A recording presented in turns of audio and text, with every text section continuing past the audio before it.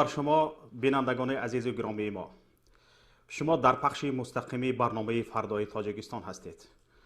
موضوع امروزه ما موضوع مکتب و معارف است و من با شما شوکت محمد هستم. تماشابینان گرامی، ما برای چی در امروز مسئله مکتب معارف را برداشتیم؟ برای آنکه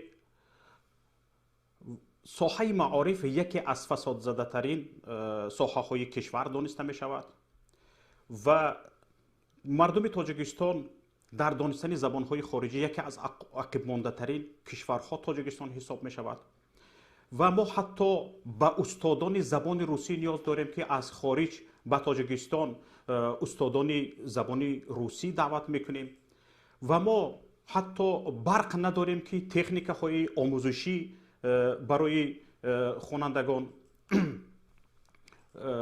داده باشیم و همین گونه وضعیت علم و معارف کشور در یک حالت نگرانی قرار دارد. ما با شما در برنامه امروزه کوشش میکنیم به کمبودی هایی که قابل استطاعت ما است اشاره کنیم و هم کوشش میکنیم که یک پیشنهاد برای پیشرفت و حل مشکلات داشته باشیم. امروز تاجیکستان در وضعیت قرار دارد که حتی کشورهای همسایه به شهروندانشان میگویند که به تاجیکستان رفته تحصیل عالی نگیرید، چون که مکاتب عالی تاجیکستان جوابگو به طلبات زمان معاصر نیستند. حتی دانشگاه های بهترین تاجیکستان در هزار دانشگاه های بهترین کشورهای جهان وارد نمی شود. در رده هزارم هم جا نیست، حتی در رده 2000 هم جا نیست دانشگاه های تاجیکستان. این هم در حال است که کشوری همسایه ازبکستان در هزار دانشگاه های بهترین جهان وارد شده است. قزاقستان کمش 6 دانشگاهش در این رده قرار دارد. کشور اوکراین 6 دانشگاهش قرار دارد. آذربایجان 1 دانشگاهش قرار دارد و در عموم تاجیکستان یک کشور مثل یک جزیره در کشورهای پساشوروی است که در مسئله علم و دانش خیلی عقب مانده است. اما خوشبختانه چند روز پیش یک مسابقه کتابخانه یا کتابدانی در کشور، فروغ صبح دانای کتاب است، مثل همین برگزار شد و چندی از خوانندگان مکتب، جوانان، آموزگاران در اینجا برآمد کردند و یک امید به آینده کشور بخشیدند و همین گونه پیشنهادها و همین گونه تجربه ها را چگونه باید ما استفاده بریم که در ساحه معارف پیش رویم. و اینجا باز هم به چند مشکلی ها اشاره کردن ممکن است، ولی بیشتر اگر اهمیت داده باشیم دوستان عزیز، به هر یک وضعیتی که در کشور هست حکومت یک سبب رو یا یک بهانه رو میبیارد پیش میارد، میگوید که بهانه این است، سبب این است، ما این هستیم، انا برای همین این است، انا برای همین اون است. ولی امروز من فکر میکنم یکی از سبب‌های اساسی که ما را به عقب کشیده است انا همین وضعیت امروزه، وضعیت مهاجر است. اکثریت پدر و مادران از فرزندان خود دور هستند، خصوصا پدران که باید به دانش، علم، فرهنگ طالب علم، دانشجوی خود، فرزند دانشجوی خود نظارت کنند، با معلم سری کار داشته باشند. آنها از فرزندان خود دور هستند، فرزندان آنها از نظارت دور است و به همین سبب یک حالت‌های مثلا گریم وقتی که فرزند از پدر و مادرش دور می شود، فرزند نورس به یک حالت دپرسی، به یک حالت‌های روانی دچار می شود و این هم می تواند یکی از عامل‌های خلل رسان، یکی از عامل‌های باشد که به پیشرفت کودک، به پیشرفت نورس در آموزش و پرورش خلل برساند. حالا در اینجا انا برای همین هم من اول از همین مسئله برنامه را آغاز میکنم. من یک کارشناس علوم روانی باباجان قیومов را به این برنامه دعوت کردم. اگر شرایط باشد اتاق فرمان باباجان قیمزاد کارشناسی علومی روانی را به ما پیوست کنند.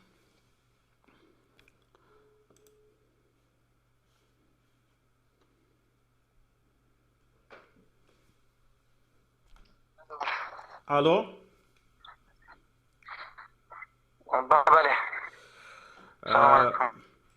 برادر عزیز خوش آمدید به برنامه فردای تاجیکستان. شما در پخش مستقیم قرار دارید و من میخواستم اینجا با اشتراک شما به یک دو سوال خوب جواب گیرم و شما را من به تماشابینان خود همچون یک کارشناس علومی روانشناسی معرفی کردم، چون خود یک روانشناس هستید. و اینجا برادر عزیز گرامی، سوال من به شما این است که مشکلی ها و بی‌بندوباری ها در ساحه معارف و عامل های فساد زدگی، بحث و بررسی راه حل ها و راه های پیشرفت در این ساحه رو ما در این برنامه بررسی میکنیم و سوال من به شما این است که کدام عامل های روانی رو نامبر کرده میتوانید که امروز نوابسته از دیگر مشکلی ها سد پیشرفت ساحه معارف در تاجیکستان هستند؟ بفرمایید. صدای مرا شنیدید؟ درست است. بله درست است. من راستی در مسئله معارف بخصوص در سطح معارف کشور باید خیلی نکات اشاره کرد. متاسفانه این کار یک برنامه نیست و این رو قبلا باید بگویم، زیرا که مشکلی که امروز در کشور در ساحه معارف کشور ما وجود دارد، این یک مشکلی فقط یک جنبه روانی ندارد، این خیلی جنبه های زیاد دارد. ولی اگر ما خلاصتا به این نگاه کنیم، با یک اشاره گذرو من اگر به این نگاه کنیم، شما یک بار توجه کنید که معارف در کشور ما چگونه است. ما از اون چیزایی که پیشرفت و رشد معارف کشور ما رو میگیرد، اول از همه، پیش از همه این ناامیدی است، این نبودن انگیزه است. میدونید برای چی؟ زیرا که امروز دانش آموزی که به مکتب میرود دورنمایی برای خود نمیبیند. در کشور میداند که در کشور وقتی که جای کار نیست و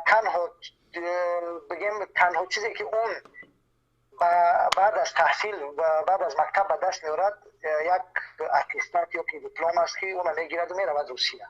بیشتری مردم ما رو این ناامیدی پخش کرده است، در ذهن اکثریت جا شده است که این خیانت به ساحه معارف است و پیش از همه باید در ساحه معارف بازنگری شود به این چیزها. به چی؟ به دانش آموزان باید انگیزه داده شود، به آنها باید انگیزه داده شود، به آنها فهمانده شود که شما بعد از ادامه اگر خوب تحصیل کردید می توانید حتی در همه روسیه هم کاری بهتر پیدا کنید. ولی با این مسائل توجه نمیکنند در مکتب‌های ما. در جامعه ما، در ساحه معارف ما فقط به فکری چی است؟ به فکری از مردم چگونه پول به یک ساحه بیزنس تبدیل دادن معارف رو و این یعنی خیانت به معارف و این کشتن معارف است. یک بار شما برای این مثال میارم برای شما. بیایم نگاه کنیم به خصوص ساحه معارف در ژاپن، در یابانیا شما نگاه کنید چگونه است. بعد از جنگ که این یابانیا در جنگ شکست خورد، تماما اقتصاد و فرهنگ تمام چیزش از بین رفته بود، ولی آمد با برنامه‌ریزی روی معارف و روی این ساحه معارف و علم توانست خودش رو به کجا برساند. امروز از نظر علمی یابانیا 99 از 9% است، یعنی سواد در جامعه یابانیا و این حد رسیده است. شما تصور کنید که یکی از کشورهای پیشرفته ترین و از نیاز تکنولوژی در قدرت اول در جهان و اینجا از سرمایه گذاری بالای معارف رسیده است. نباید این رو فراموش کرد.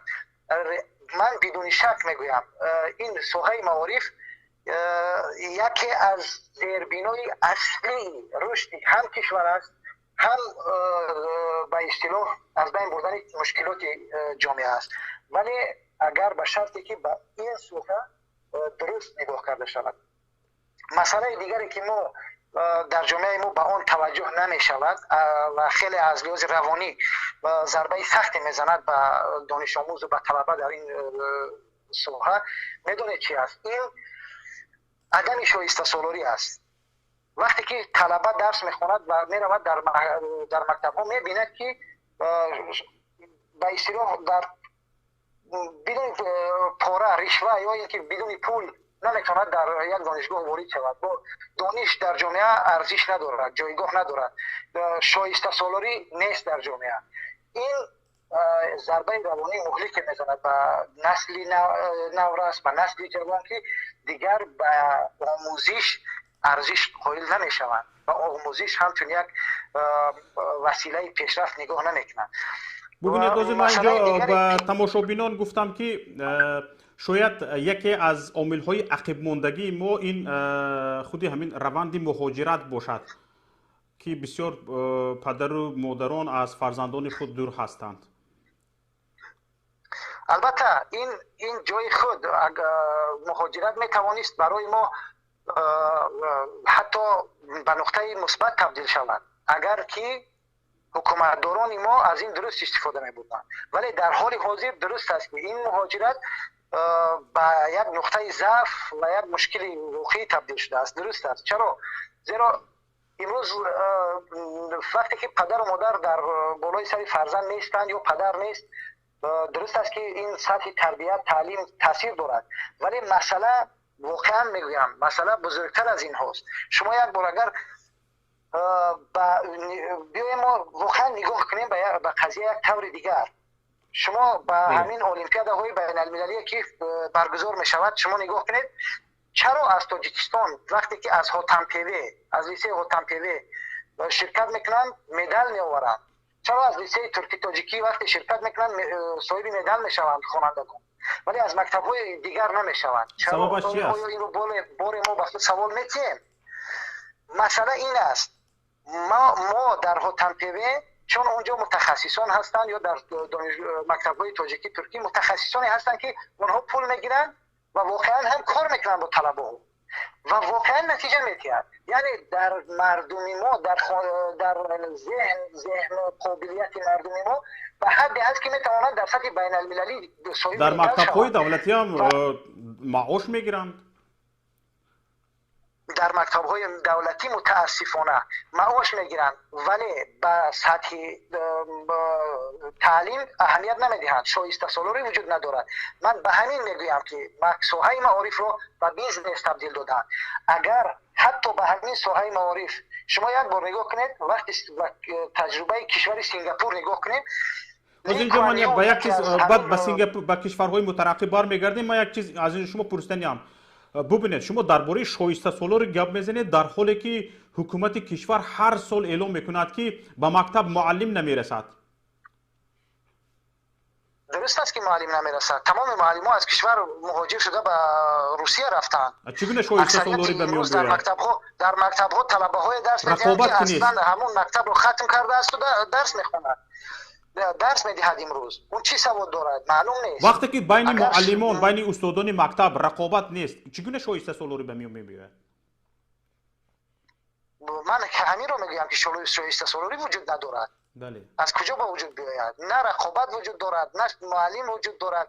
اصلا ساحه شما ببینید در تاجیکستان ما یک چیز است. امروز همون دانشگاه پداگوژی یا اینکه همون پدینستیتوتی که در تاجیکستان وجود دارد چقدر طلبکار دارد؟ آیا در بین دانشگاه‌های کشور اون از چه جایگاهی برخوردار است؟ این خود نشان می‌دهد که علم و معارف در کشور ما چقدر جایگاه دارد.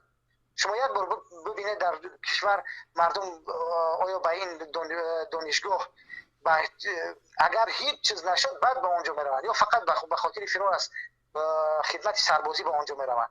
این مصیبت است، زیرا که جایگاه معارف علم و معارف را این حکومت به همین حد آورده است. حالا که خدمت سربازی هم دیگه راهی گریختن به دانشگاه رفتن هم نیست. دیگه قانون برآمد که دانشگاه رو خوندی هم پس از دانشگاه باید یک سال خدمت کنی، دیگر باید چی کند؟ مردم دیگه حتی دانشگاه هم راهی خلاصی نشد. تا این دو سه روز که پیش که نبود با مردم به همین خاطر تا امسال میرفتم به دانشگاه. و من واقعا نکته دیگر رو میخوام بگویم. یک بار اگر ما به ساحه معارف نگاه کنیم، شما ببینید وقتی لی کوان یو این معمار سنگاپوری جدید وقتی که به سنگاپور آمد، سنگاپور واقعا از تاجیکستان هم خفه مانده تر بود، ولی اون تمامی سرمایه گذاریش رو روی مکتب ها کرد، روی ساحه معارف کرد. و با اون توانست سنگاپور رو امروز به یکی از کشورهای پیشرفته ترین و از لحاظ اقتصادی اولین دنیا تبدیل کند. این مسئله است. دویم مسئله دیگر است، یک مسئله که بسیار مهم است، این ایجاد تفکر خلاقانه، یعنی اندیشه در دانش آموز و دانشجو است. باید اگر در دانشجو و دانش آموز ما یک آزادی فکر نتیم و او اجازت نتیم که فکرش رو آزادانه بیان کند، مطمئن باشد که این خلاقیت در جامعه کشته خواهد شد و این نسل بعدی ما هیچگاه پیشرفت نخواهد کرد و این مصیبت است که امروز در کشور ما وجود دارد. برعکس به جای اینکه ما از دانشجو طلبه رو یک فرد خلاق و دارای اندیشه کریاتیوی به اصطلاح به وجود بیاریم، ما از اون یک منقورت میسازن امروز در کشور ما. بله، همینجا درباره سنگاپور و ببخشید، همینجا درباره سنگاپور و پرزیدنت سابق آن لی کوان یو حرف زدید. یک میخواستم از موضوع نرفته یک سخنش رو یادرس کنم بعد دوام دهم. حتی درباره همین کرختی هم ربط دارد. لی کوان یو میگوید که به من یک جامعه بی‌روح و غیر فعال لازم نیست که برای به هر یک سخن من راضی شدن آماده باشد. چنین جمعیتی بیجان و بیفایده، همین خیلی جمعیت بیجان و بیفایده است میگوید. من امیدوارم که شما فکر کردن را آغاز میکنید و نه با شعارهای کهنه فریاد میزنید. فکر کردن را آغاز کنید. خطاب میکند. بسیار یک سخنی زیبا که عیناً به همین گفته برعکس همون شعارهای امروزی ما. بله. درست در ما برعکس مردم رو به چی میگن اون راهپیمایی میبرن برای 9 سپتامبر. باید مارشیروفکا، باید که همه یک خیل فکر کنند، همه یک خیل شعار بدهند، همه از یک کس اطاعت کنند. یک اصلا مثل منقورت تربیت کردن است. این واقعا یکی از دلیل های کشتن اندیشه و کاملا از بین بردن معارف انا همین واقعیت هاست. منقورت یعنی چی؟ منقورت یعنی چی؟ میخوام تماشابینان من این گفته شما را بفهمند. منقورت یعنی چی؟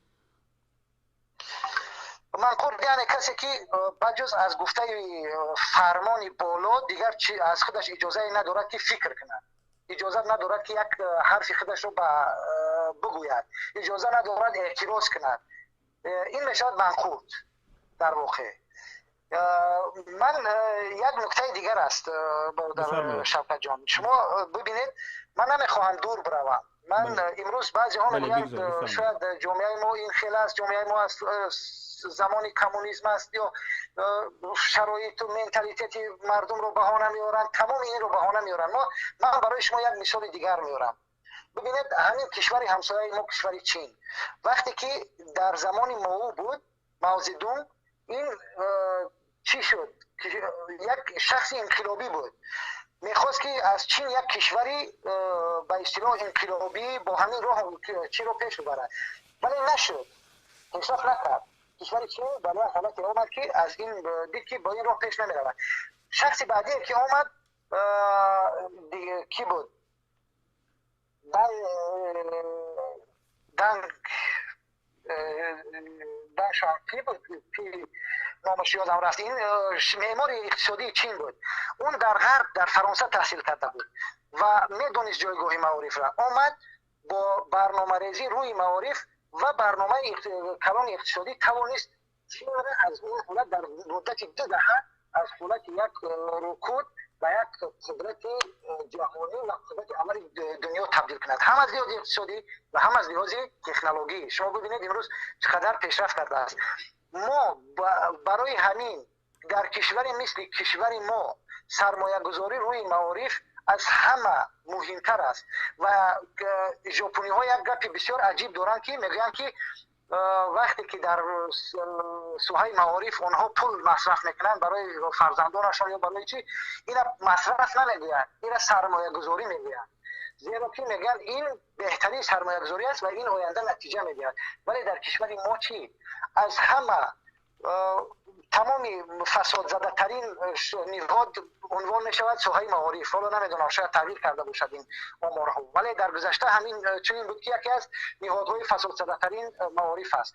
شما ببینید آزادی و اصلا خلاقیت از این نهاد رخت بربسته است. اصلا در این سوها تمامی کسانی کار میکنن بیشتر که به اصطلاح از دیسرنت، عالمان دیسرنتی، کارمندان دیسرنتی با دوستی به اصطلاح به یک جای چی میگن منصب علمی رسیدن، یک دیپلم دست یافتند و امروز اومدن در معارف ما کار میکنن. اینها مصیبتی معارف و واقعا هم مصیبت کشور ما هستند و این نمیتواند ما رو به جای برساند. بله بسیار خوب. من میخواستم اینجا با سوال دیگری من که ما بسیار مثلا گریم با کمبودی ها اشاره میکنیم لیکن با راه حل آن درباره راه حل آن چیزی نمیگوییم. من میخواستم اینجا درباره راه حل همین کمبودی ها صحبت کنیم. سوال من هم همین است که برای حل همین پرابلم هایی که گفتید چی پیشنهادهایی دارید؟ چی باید کرد که این همه حل خود را یابد؟ ببینید برای این یگان علم زیاد لازم نیست، برای این یگان چیز دیگر لازم نیست، به اصطلاح فانتزیا یا یگان نمیدونم معادله بزرگی را حل کردن لازم نیست. برای این تنها دو چیز لازم است. یک اصلاحات کلیدی در سوهای معارف، دادن خلاقیت و آزادی به سوهای معارف و دانشجو و طلبه و سرمایه گذاری بالای معارف. اگر ما این دو کار کنیم در کشور ما مطمئنا هم سوهای معارف بهبود پیدا میکنه، هم رشد کشور تضمین می شود. و اگر شما این شنیده باشید به نزدیکی رئیس جمهور جدید ازبکستان شوکت میرزیویف که با اصلاحات گسترده‌اش در البته نه چندان زیاد ولی به هر حال اصلاحاتی که در ازبکستان کرد امروز به اصطلاح مورد تحسین همه قرار گرفته است. او یک گپ گفت در یکی از صحبتایش، گفت که من کار میکنم که معاش یک معلم از $1000 بالا باشد. بله. باید به این چیز برسن، یعنی اهمیت معارف رو درک کرده است و اون میداند از کجا سر کنند، اون میداند چی کار کنند و این نتیجه میدهد. مطمئنم در آینده ازبکستان اگر با همین راه برود مطمئنم به یکی از قدرت‌ها تبدیل میشود در این مکان و این واقعیت است. ولی ما اگر برای ما مشکلات زیادتر است البته، چون که با کشوری که کروپسیا در سر تا پایش به یک سیستم تبدیل شده است شاید مشکل باشد که با معارف با چنین دید نگاه کرد. ولی حداقل اگر یک انسان دلسوز در این کشور باشد که بخواهد روی معارف سرمایه گذاری کند، باید از تجربه همون لیکوانیو استفاده کند و به طرز در معارف سرمایه گذاری کند که معارف به اصطلاح به اون مرکز اصلاحات اجتماعی تاجیکستان تبدیل یابد و اگر به همین پروژه کسی توجه کند میتوان گفت که موفق بشود. و ما در این سیستم فساد زده ای که باز میگویم کروپسیا به یک سیستم سراسری در این کشور تبدیل شده است، خیلی دشوار است که بتوان به اصطلاح کار کرده از این به اصطلاح مسئولین دیسرنتی به آسانی رها یافت. ولی برای این کار یک واقعا میگویم بازم تکرار میکنم که یک انسان دلسوز لازم است که معارف رو همچون یک ساحه اصلی مهم دریابد، دلسوز باشد و به اون سرمایه گذاری همه جانبه کند. نه حتی در شرایط فعلی اگر در کشور ما به این ساحه سرمایه گذاری کلان هم شود، باز هم همین کروپسیانی رو هستند که اون را نابود خواهند کرد. ولی باید در اینجا کاری ریشه‌ای کرد و باز تکرار میکنم که تجربه لی کوان یو و همچنین تجربه یپونیا برای کشور ما بسیار بسیار مفید و آموزنده هستند که باید از اونها استفاده کنند. سلامت باشید. تشکر به شما. تماشابینان گرامی، با ما بودند بابا جان قیومزاد، روانشناس و فعال سیاسی. تماشابینان گرامی، اینجا به یک چند تجربه های جهانی اشاره شد، حتی درباره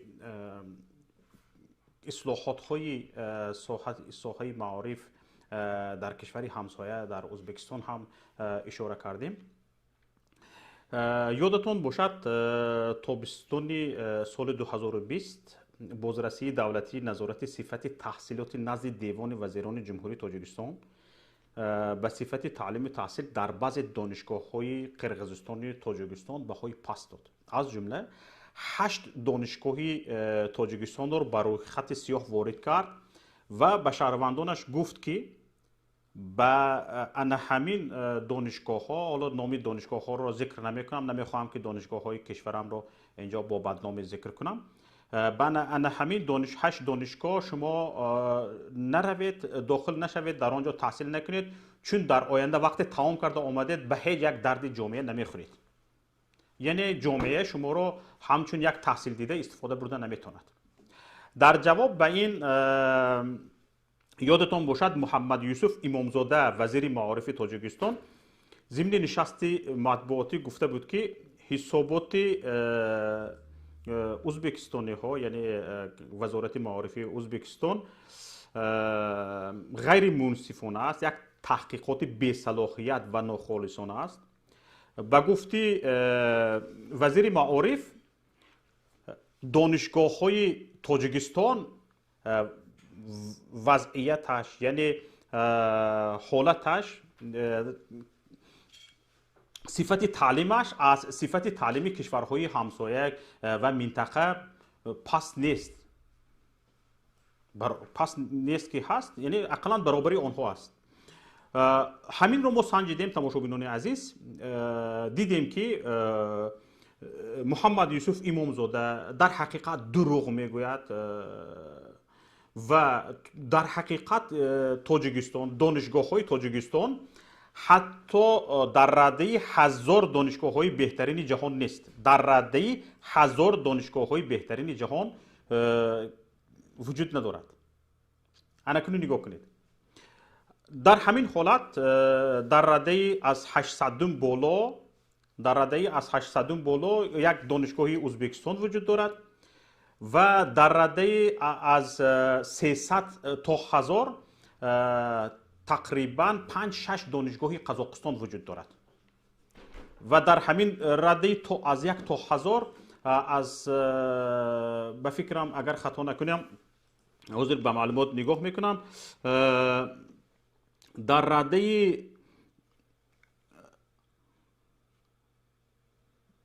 تا 1000 یک دانشگاه آذربایجان هم وارد است. 10 و 20 دانشگاه های روسیه وارد است در حقیقت، لیکن تاجیکستان حتی در رده 2000 دانشگاه های بهترین جهان وارد نشده است. در رده 2000 دانشگاه های بهترین جهان وارد نشده است. اینجا یک باعث خرسندی است که یک کشور همزبان ما ایران در همین در رده 1000 دانشگاه های بهترین تقریبا 50-60 دانشگاه دارد. در رده 1000 دانشگاه های بهترین جهان تقریبا 50-60 دانشگاه از ایران است. و چیز دیگر این است که اکثریت همین دانشگاه های ایران که بر رده 1000 دانشگاه بهترین جهان وارد شدن، اکثریتشان تحصیل در آنها رایگان است. ببینید چه خیلی.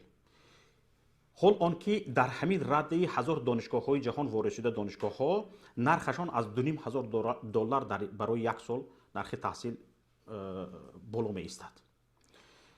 انا برای همین چیز خودش علاقه ثابت کرد که در واقع وزیر معارف جمهوری تاجیکستان شانه خالی می کند و اقلا در رده 1000 دانشگاه های بهترین جهان یک از دانشگاه های کشور را وارد نکرده است. هیچ نه همین دانشگاهی طبی تاجیکستان به نام ابو علی ابن سینا وارد میشد چون خیلی شهرت داشت در دوران شوروی. این رو ببینید که خودی آذربایجان یک دانشگاهش وارد شده است. اوکراین، کشور اوکراین در رد تا 1006 دانشگاهش وارد شده است، تا 2020 دانشگاهش وارد شده است. از تاجیکستان یک تا نیست. این خیلی باعث نگرانی است. برای همین هم ما چی باید کنیم که ساحه معارف پیش رود؟ اساساً امروز تاجیکستان فساد زده‌ترین کشور کدام است؟ تاجیکستان. قشاق‌ترین کشور کدام است؟ تاجیکستان. زبان انگلیسی را نمی‌دانستگی ها کیا هستند؟ من به شما معلومات پیشنهاد میکنم تماشابینان گرامی. تاجیکستان طبق یک طبق یک سنجش تاجیکستان از نگاه دانستن زبان انگلیسی در جایگاه 100 جهانی، یعنی در جایی از همه آخران قرار گرفته است. در همین ردبندی 2 میلیون نفر افرادی بالای 18 سال از 100 کشور جهان شرکت کردند. از همه اینها سوال جواب شده است. تاجیکستان از همه عاقب. اینها همه سببش چی است؟ سببش همین است که به ساحه معارف حکومت جمهوری تاجیکستان خیلی کم اهمیت میدهد. حالا در مدت این 30 سال این کارشناس ما بابا جان قائمزاد به سنگاپور اشاره کرد، به ژاپن اشاره کرد. همین ژاپن رو هممون میدونیم در جنگ بزرگ وطنی چقدر به شکست مواجه شد، چقدر به خسارات مواجه شد، لیکن در یک مدت کوتاه خودش را برداشت و در یک مدت کوتاه اقتصاداتش خوب شد. برای چی؟ برای اینکه به ساحه معارف دقت جدی داد. ما 30 سال است فقط از جنگ یادآوری میکنیم. حالا برای همین مسئله ها و بررسی همین مسئله ها تماشابینان گرامی میخواهم فعال باشیم، پیشنهاد ملاحظه ها داشته باشیم و پیش از آن که نوبت را به شما بدهم تماشابینان گرامی خواهش میکنم تگمه لایک را پخش کنید، پیوند نوار را به دیگران بفرستید تا اینکه دیگران نیز به ما پیوست شوند و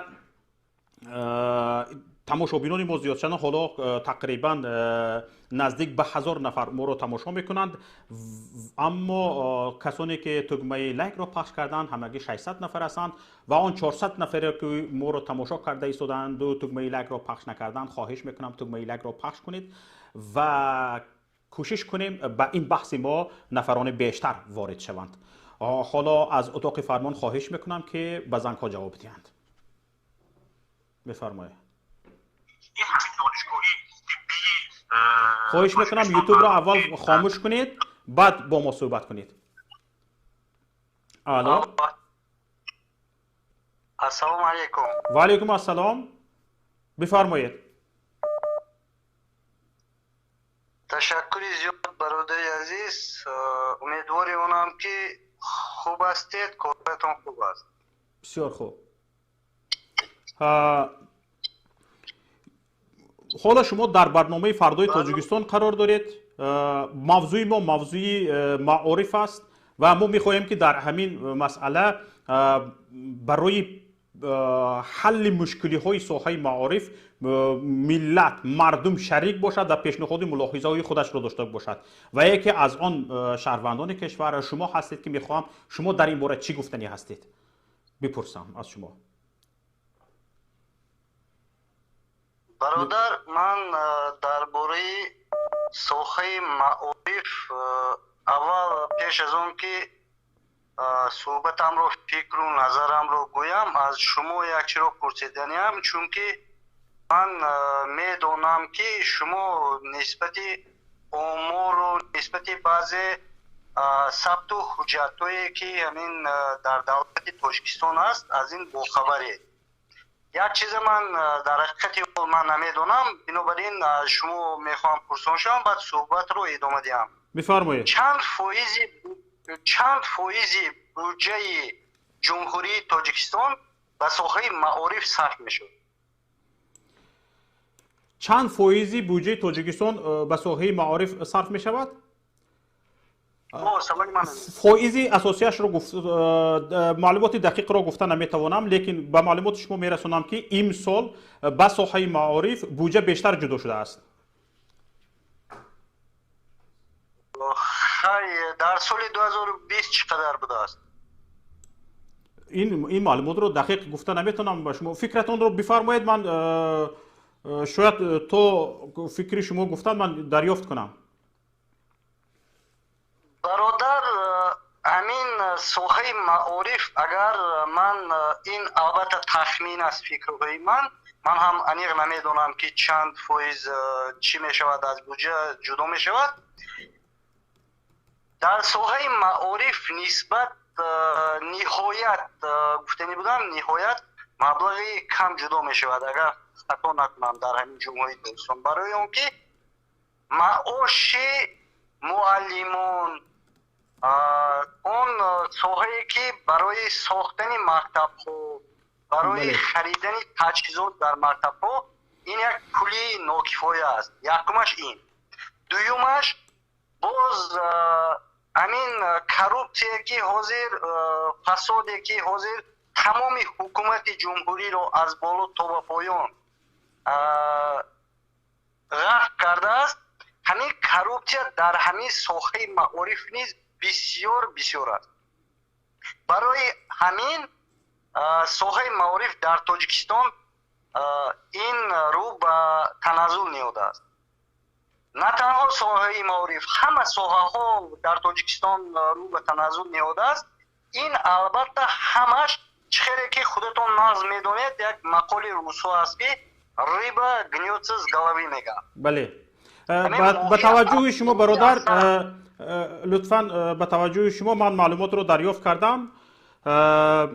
با ساحه معارف در سال 2021 5 میلیارد و 600 میلیون سومانی جدا خواهد شد که 592 میلیون سومانی بیشتر از مبلغ گذاری این ساحه در سال گذشته می باشد.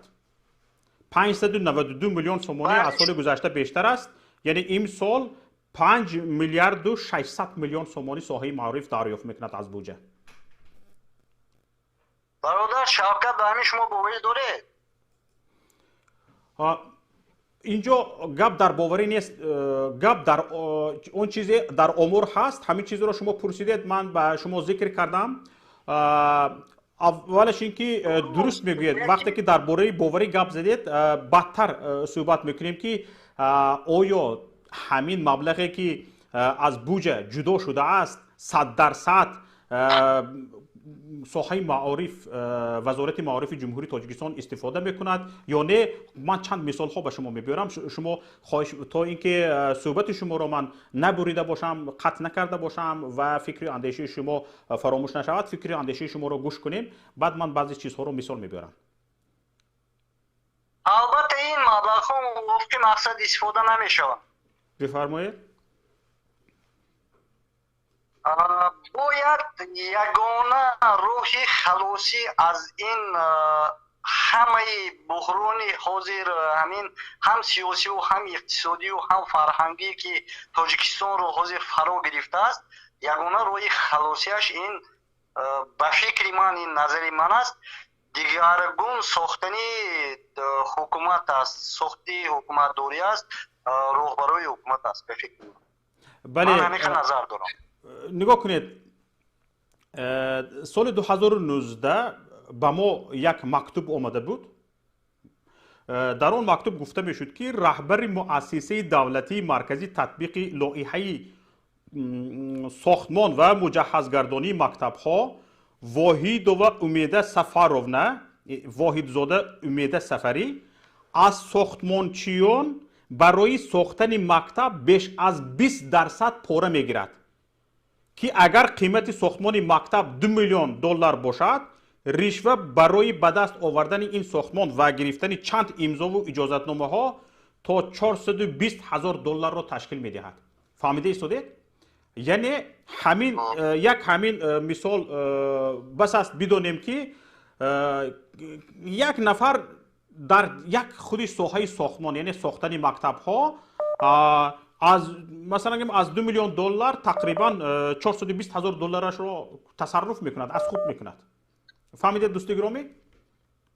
برای من با شما موافق هستم و سوال من این است که شما کوتاه میگفتید که چی پیشنهاد دارید برای از بین بردن همین زخم های وزارت معارف، بدنه وزارت معارف؟ نظری من همین است. من علاقه برادر نظری خودم گفتم تا حکومتی که اول من گفته بودم که ماهی از سرش میپوسد تا حکومت از بالا اگر عوض نکنیم این جا یگان تغییرات کلی چخیل که میگویند یگان کاردینال izменения اینجا رادیکال izменения یگان دیگر دیدن ممکن است. بسیار خوب یعنی شما گفتم میخواهید که تا این حکومت دیگر نشود در ساحه معارف هیچ بهبودی رو انتظار شدن ممکن نیست. بسیار خوب، تشکر به شما. ما زنگ دیگر رو قبول میکنیم. بهبودی دیگر رو انتظار شدن ممکن نیست برادر شوکت، برای اون که من همون یک اینترویوی دیده بودم وزیر معارف دیده بودم. اولش که همون وزیر معارف همونجا یک شخصی به فکر من این نظری من است یک شخصی یک غلطی است در اون وظیفه. برای اون که زبانی روسی همون زبانی عادی زبانی روسی اختیاری من نمیگم که با وزیر معارف های 7 زبان خطی گپ زند. زبانی روسی که گپ زند نمیتوند باید. مالا زبان روسی اول وزیران ما با زبان تاجیکی صحبت کردن میتونن، با لهجه همون دههشان صحبت میکنند. حالا از این نگرانی شما بسیار کلان است که از آنها بسیار شما چشم‌داشتی زیاد دارید که زبان روسی را انتظار هستید که آنها خوب بدانند. آنها زبان تاجیکی را خوب نمیدانند، با لهجه دههشان صحبت میکنند. تشکر به شما برادر عزیز. ما زنگ دیگر را قبول میکنیم. بسیار خوش شدیم از شما. سلامت باشید.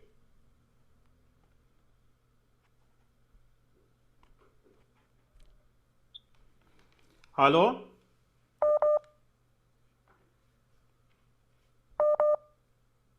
الو بفرمایید، ما شما را گوش میکنیم.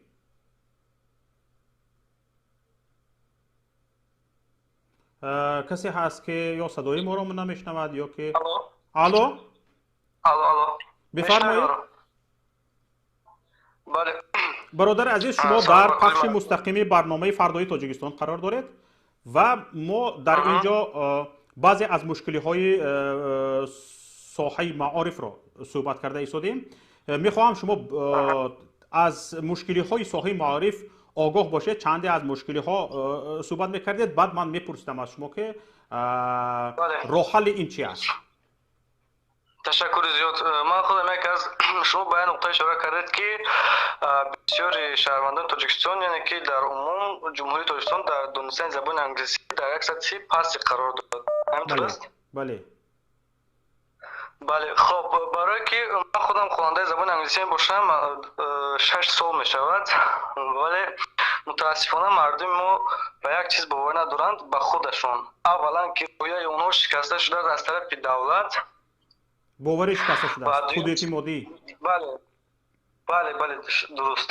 و دوم نقطه اون است که مردم ما بسیار چخیل بگم یعنی که به زبان روسی عادت کردند و این رو به خود یک راه آسان میشمارند، ولی متاسفانه خبر ندارند که 70% اینفورماسیون دنیا یعنی که تکنولوژی آیتی به طریق یعنی که زبان انگلیسی نشر کرده می شود.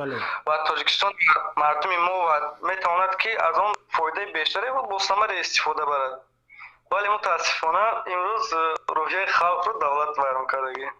من در همین چیز چگونه روحیه خلق رو دولت ویران کرده است؟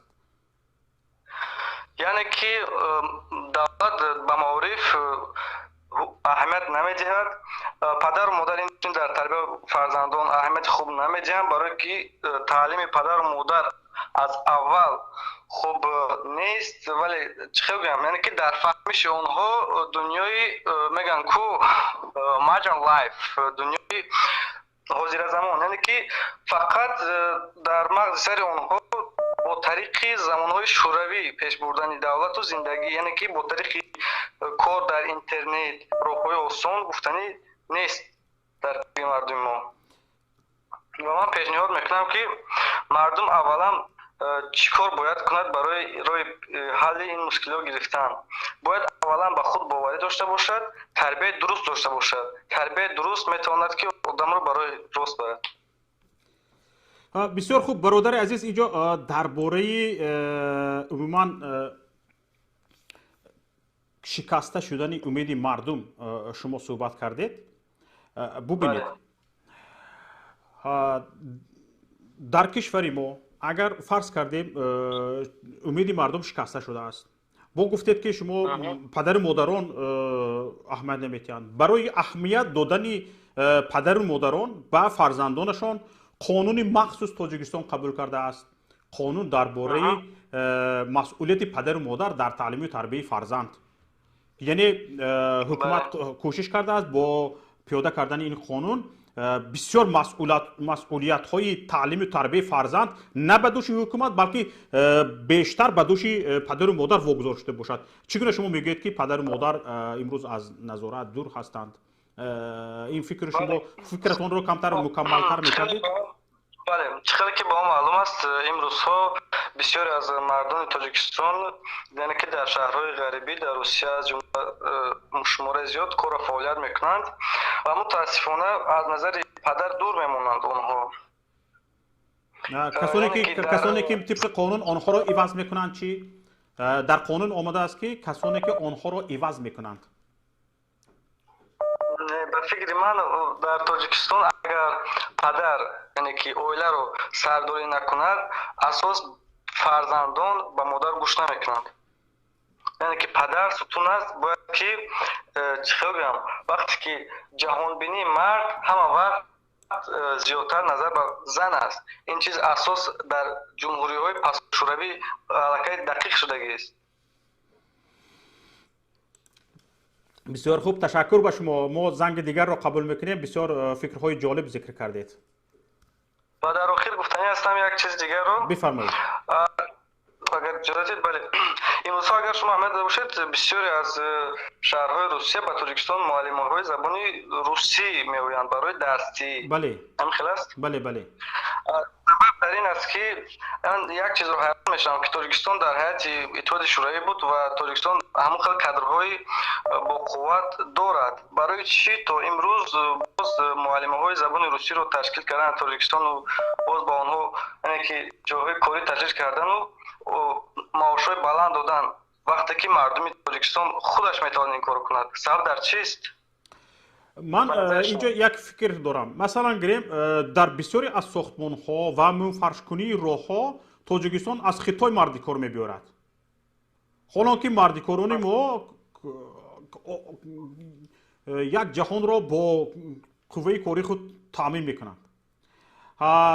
худи ҳамин вазорати маориф ҳам бубинед ки чӣ қадар мо муаллимони хуб дорем, устодони хуб дорем ки хеле маҳорати хуби таълим додан, тадрис доранд, вале дар Русия кӯчарӯбӣ мекунанд. фикри ман дар инҷо ин аст ки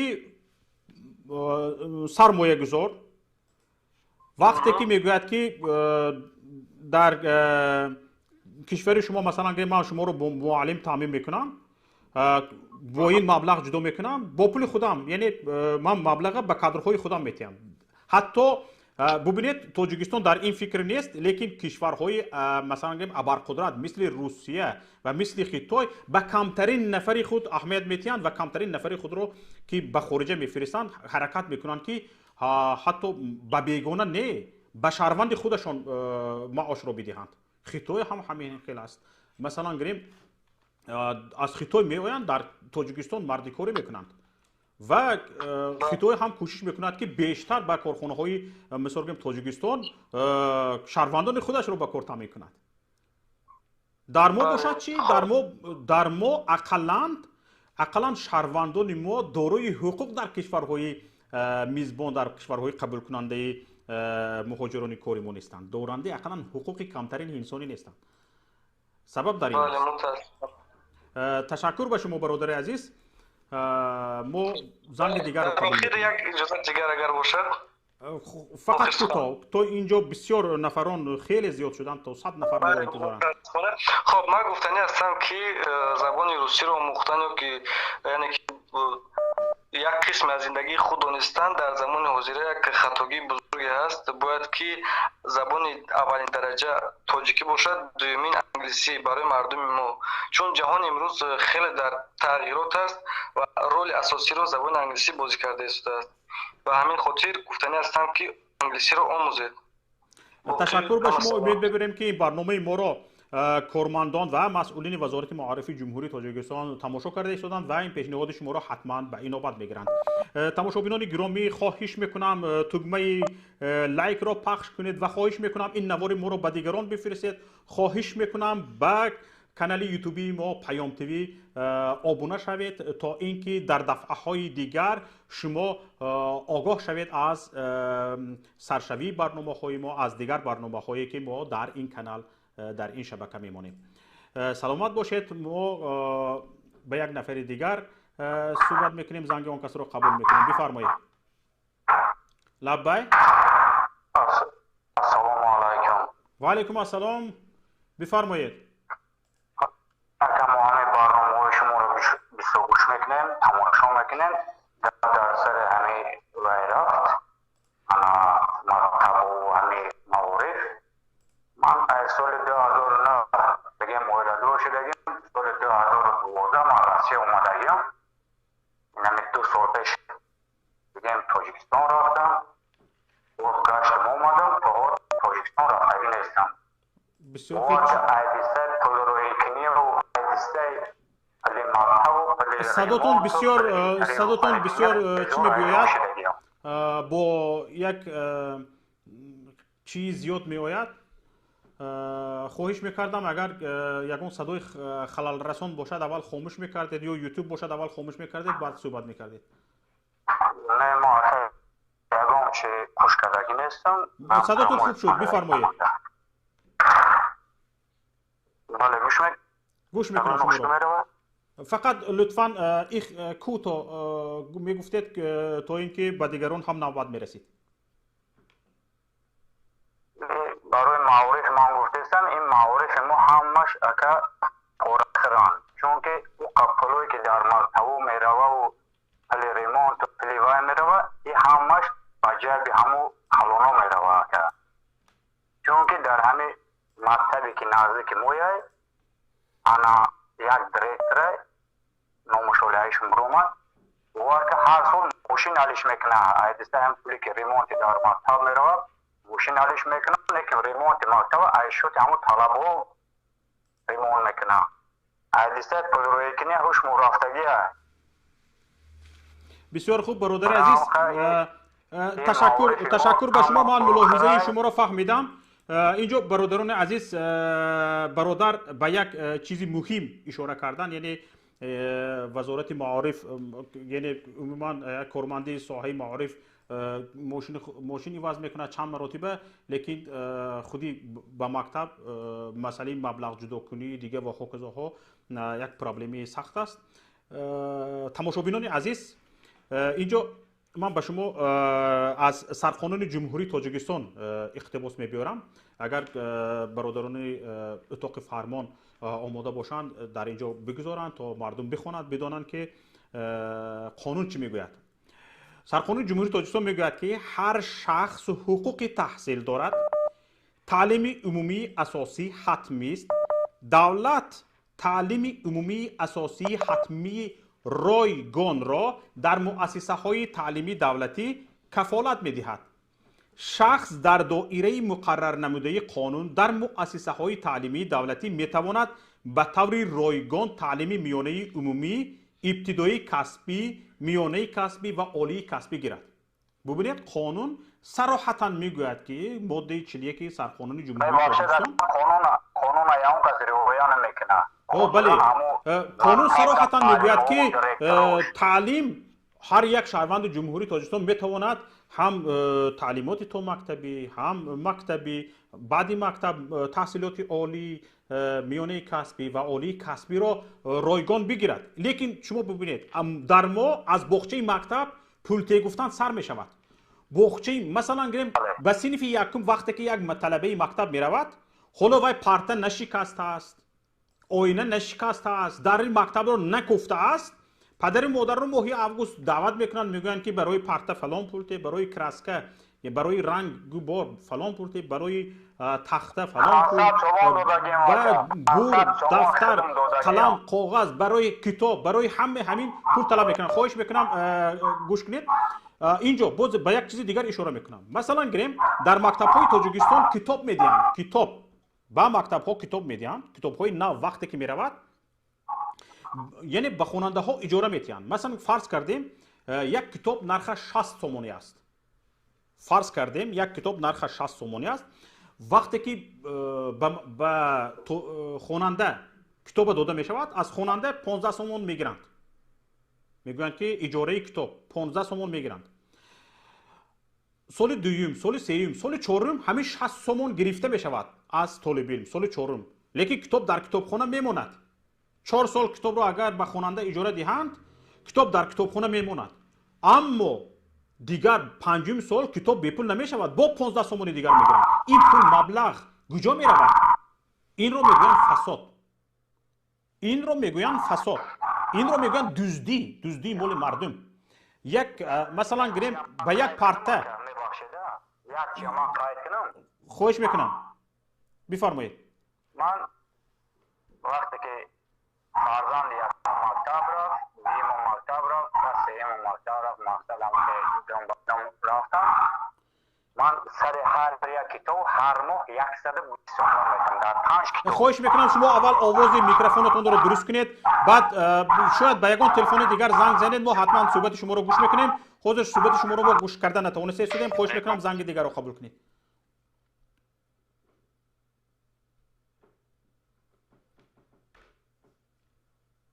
لبای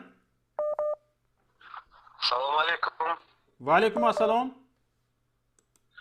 خوب تینجا شکر پروردگار که ما تینجا خوب هستیم. از شما میپرسیم و خواهش میکنم بدون مقدمه به بررسی در موضوع پردازیم. در موضوع امروز میخواستم سخن کنم در ساحه معارف در جمهوری تاجیکستان. بفرمایید. اصلا مبلغی که شما گفتید جدا کرده شد در ساحه معارف در سال 2021، بله این مبلغ اصلا تا آخر به جای در کاری رفته نمیرسد. از سبب با کدام دلیل شما با کدام دلیل این طور میگویید؟ دلیلتون چی است؟ و دلیل معلوم این روی شده است که کروپسیا، پارگیری، بله همه این دلیل ها روی شده است. این با هیچ کس پنهان هم نیست.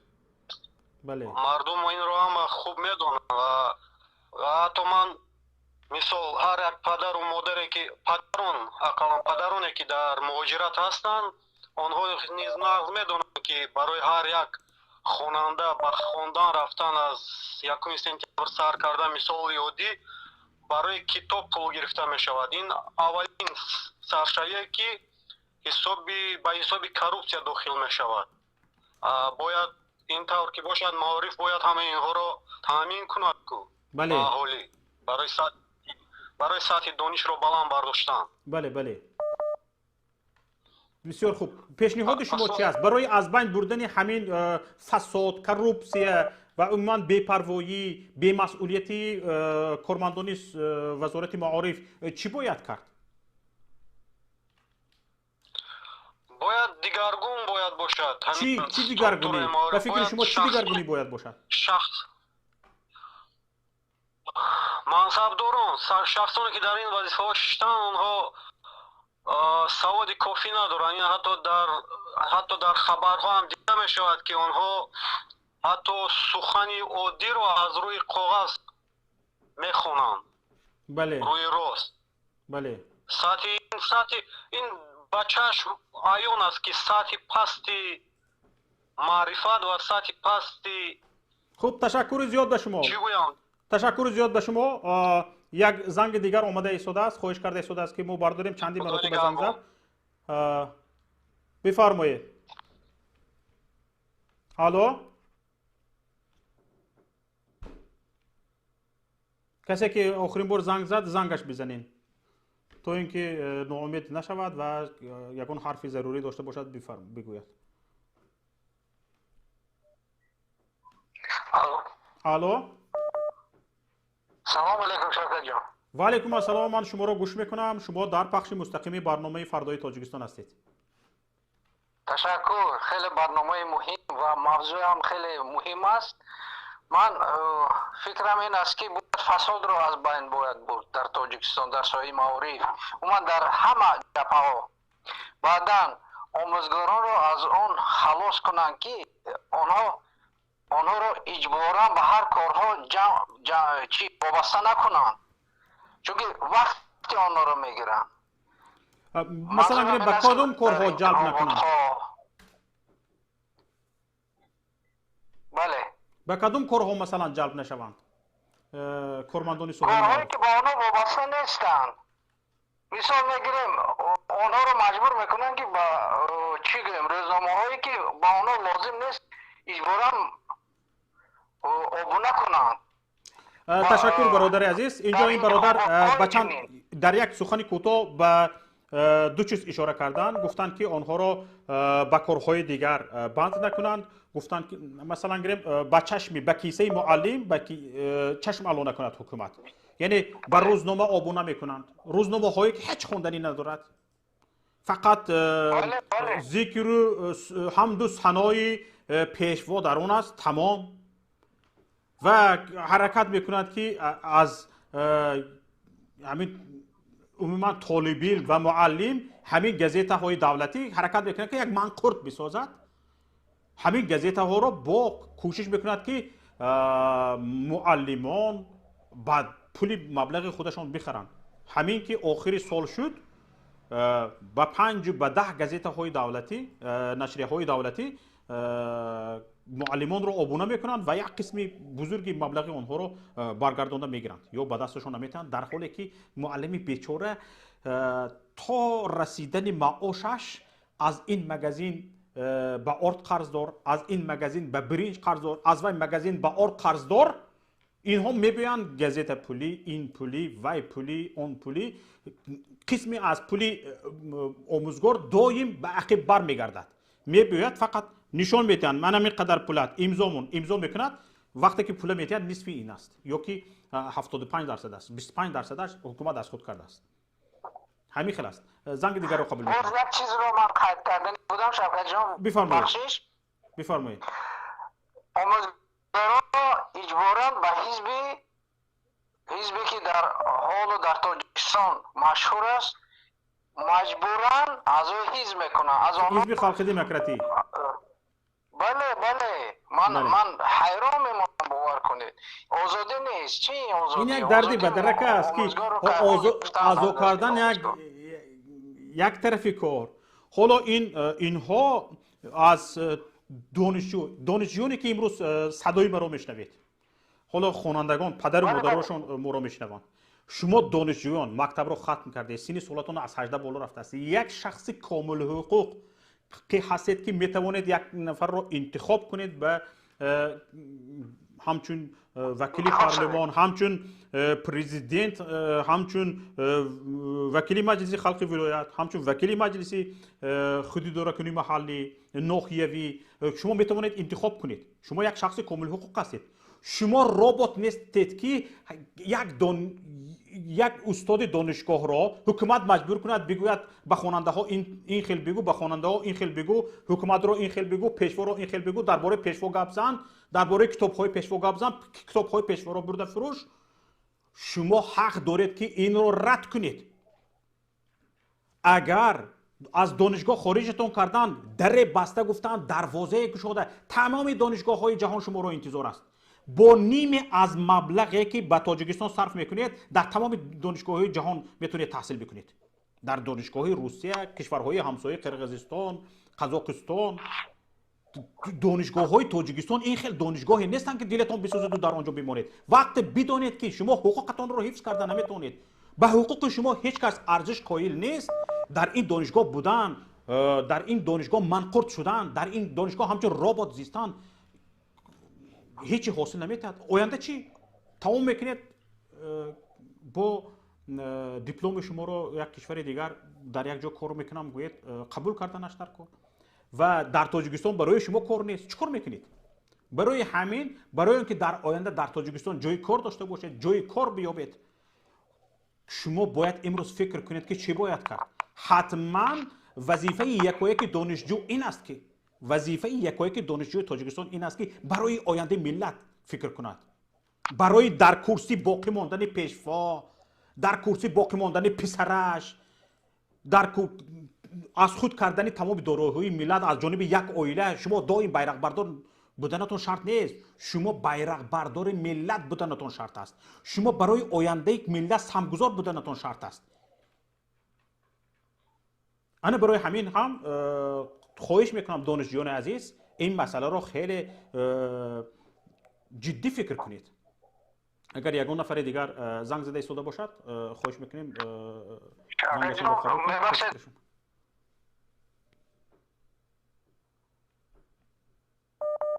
لبای بسیاری از دانشجویان وقتی صحبت های دانشجویان را و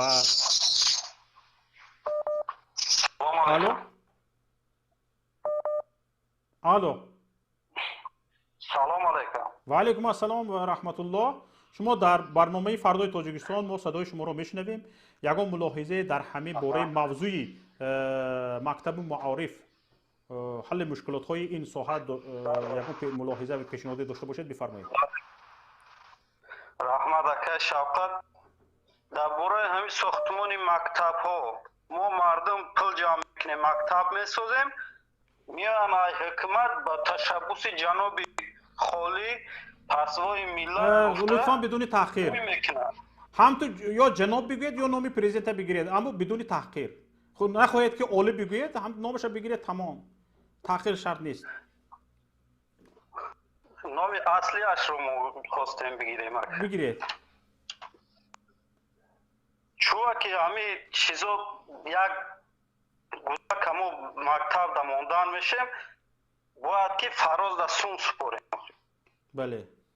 فراز ای چی کمه که ای مردمی کمبغل باید پول بگیره برای گودکی او را دفتر شدن. از دکتر گذرد، برای از دکتر گذشتن یک شرکت در تاجیکستان وجود دارد، نامش فراز. بله. هر 4 سال صاحب این شرکت داماد رئیس جمهور، یعنی صاحب شرکت دختر و داماد رئیس جمهور هستند و هر کسی که میخواهد که فرزندش رو به مکتب به صنف یکم برد باید از دکتر گذرد و برای از دکتر گذشتن باید یک از بانک پول سپارد به شرکت فراز. بفرمایید. همون کتاب هایی که در معارف سپاریده میشه همش با چیزی همین فراز هست. آخه ما باید تا که برای فراز کار کنیم، برای جمالدین کار کنیم، برای مردم کار کنیم. آخه نمیشه ما برای مردم، برای خود ما کار کنیم، برای فرزند، برای آینده فرزندای خود کار کنیم. بله درست فرمودید. من شما شوید با صاحب شرکت فراز شما شوید. حتی نامای بسیاری بمعنیشم.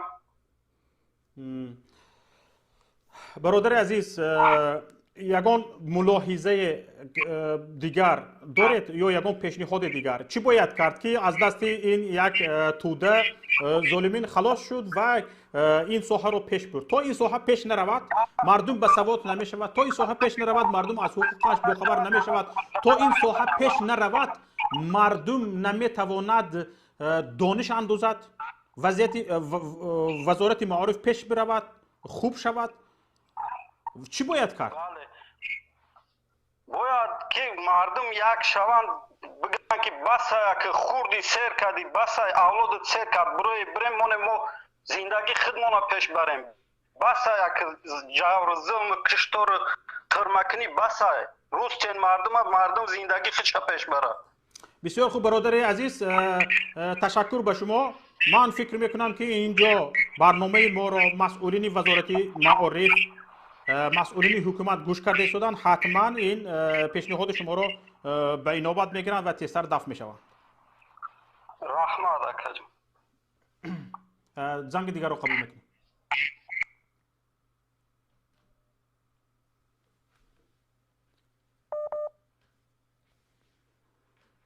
بفرمایید. سلام.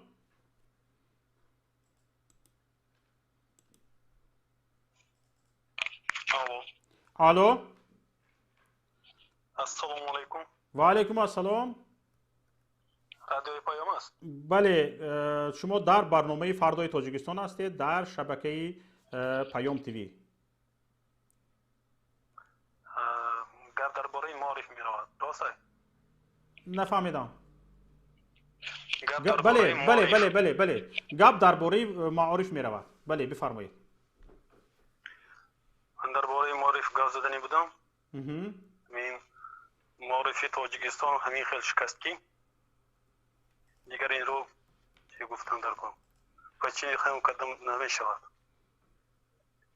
همین خیلی خراب کردن، همین خیلی معلمان آموزگاران همین خیلی خراب شدن که اون خراب آبرویشان همین خیلی رزوندن، نمیدانم دیگر چی کار کرده می شود. چگونه آبرو رو رزوندن؟ چگونه؟ هم ابلوچی شدن، همه کس شدن، همه کارها رو در جمعیتی آموزگاران میکنن. در پیش مادران و پدران، در پیش خوانندگان هم آبرو نموند. بله. واقعا. باز در مکتب کار میکنیم، در یکی از مکتب های تاجیکستان. بله.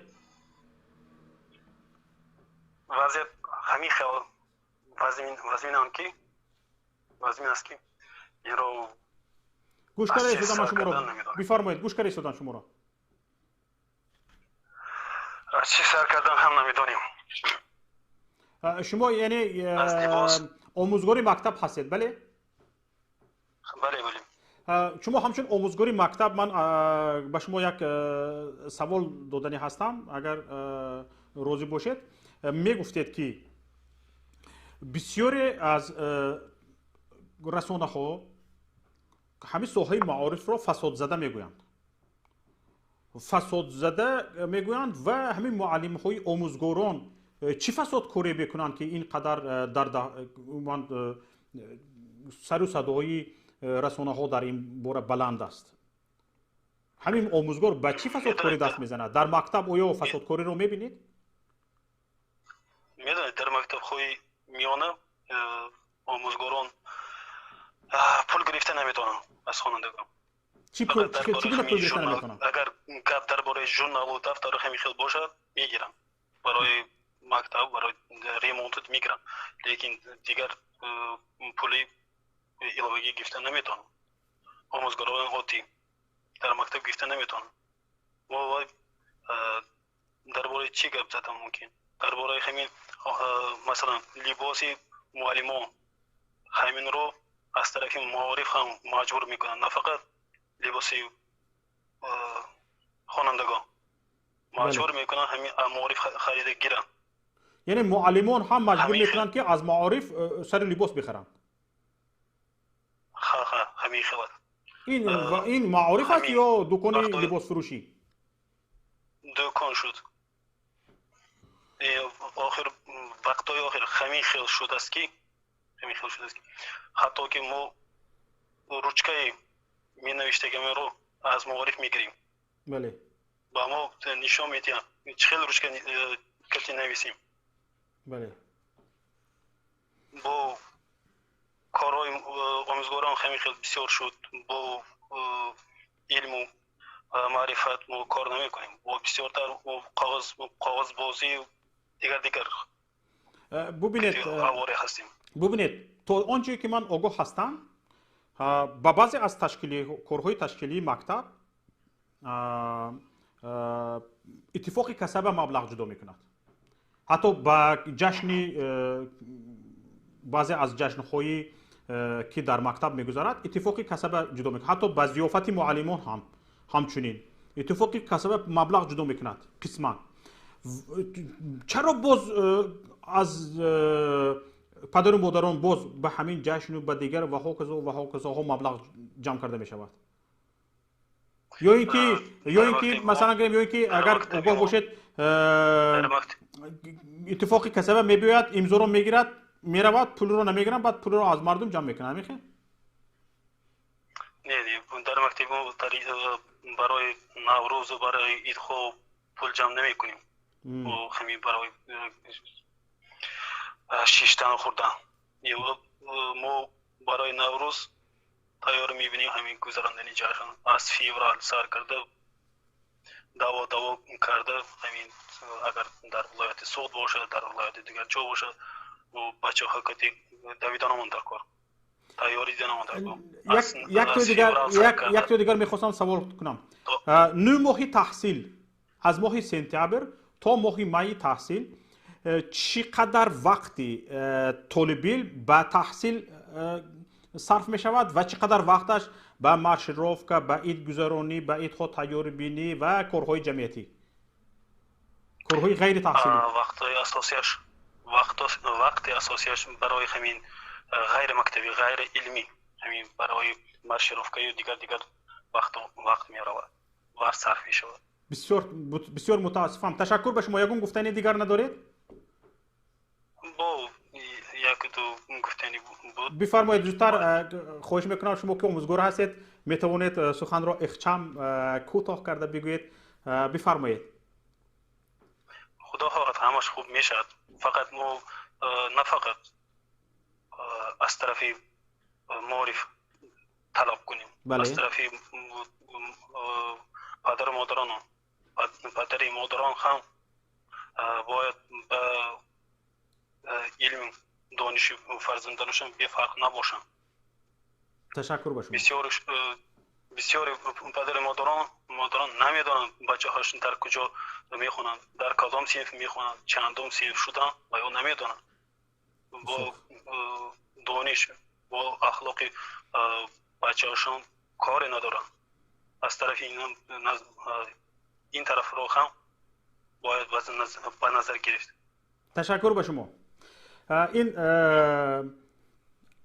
این استاد یک نفر آموزگار در یکی از مکاتب های کشور در آخر به 3 نقطه اشاره کردن. گفتن که اکثریت وقت طالب علم همچنین یک شاهده که در مکتب درس میدهد معلم گفت که اکثریت از 9 ماه وقتی من سوال کردم پرسیدم چقدر وقتی طالب علم از همین 9 ماه چقدر وقتش به تعلیم مصرف میشه چقدر وقتش به غیر تعلیم گفت که اکثریت وقت ذکر نکرد شرم داشت شاید اکثریت وقت به کارهای غیر تعلیمی مصرف می شود. این خیلی باعث تاسف با ما کجا می رویم. دویم چیز به پدر و مادران به نظارت پدر و مادران اشاره کردن. این آموزگار ببینید ما وقتی که میگوییم که 1 میلیون نفر مهاجر داریم در خود روسیه خودش حالا اروپا هر یک کشور اروپا درآید هزارها هزار تاجیک را دریافت میکنید. تقریبا 2 میلیون نفر در خارج هستند. اکثریتشون پدر و مادرانی هستند که در کشور چند فرزند دارند و چند فرزندشون را به سبب نیافتن جای کار زنده یتیم کردند. زنده یتیم. فرزند میداند پدر دارد، فرزند میداند مادر دارد، دیده نمیتواند، زنده یتیم است. مادر و پدرش زنده است، 7 ماه و 8 ماه و 1 سال و 2 سال پدر و مادرش رو دیده نمیتوند. چگونه این پدر و مادر به فرزندش نظارت میکند؟ حالا هم در جایی که ما زندگی میکنیم، در کشوری که ما زندگی میکنیم، توسط پیام فرستک ها نه فقط فرزندان ما رو، حتی خود ما رو معلم راهبر صنف نظارت میکند که چگونه ما با فرزندانمون درباره درسش سر کار داریم، چند وقت چند ساعتمون رو برای فرزند صرف میکنیم. حتی ویدیوویزوف که میگوید راهبر صنف من بینم که شرایط خانه چه خیل است برای تعلیم فرزندت چگونه تو برای فرزندت جا آماده کرده ای آیا مهیا هست یا نیست ببینید برادران عزیز در تاجیکستان چی آیا همین شرایط وجود دارد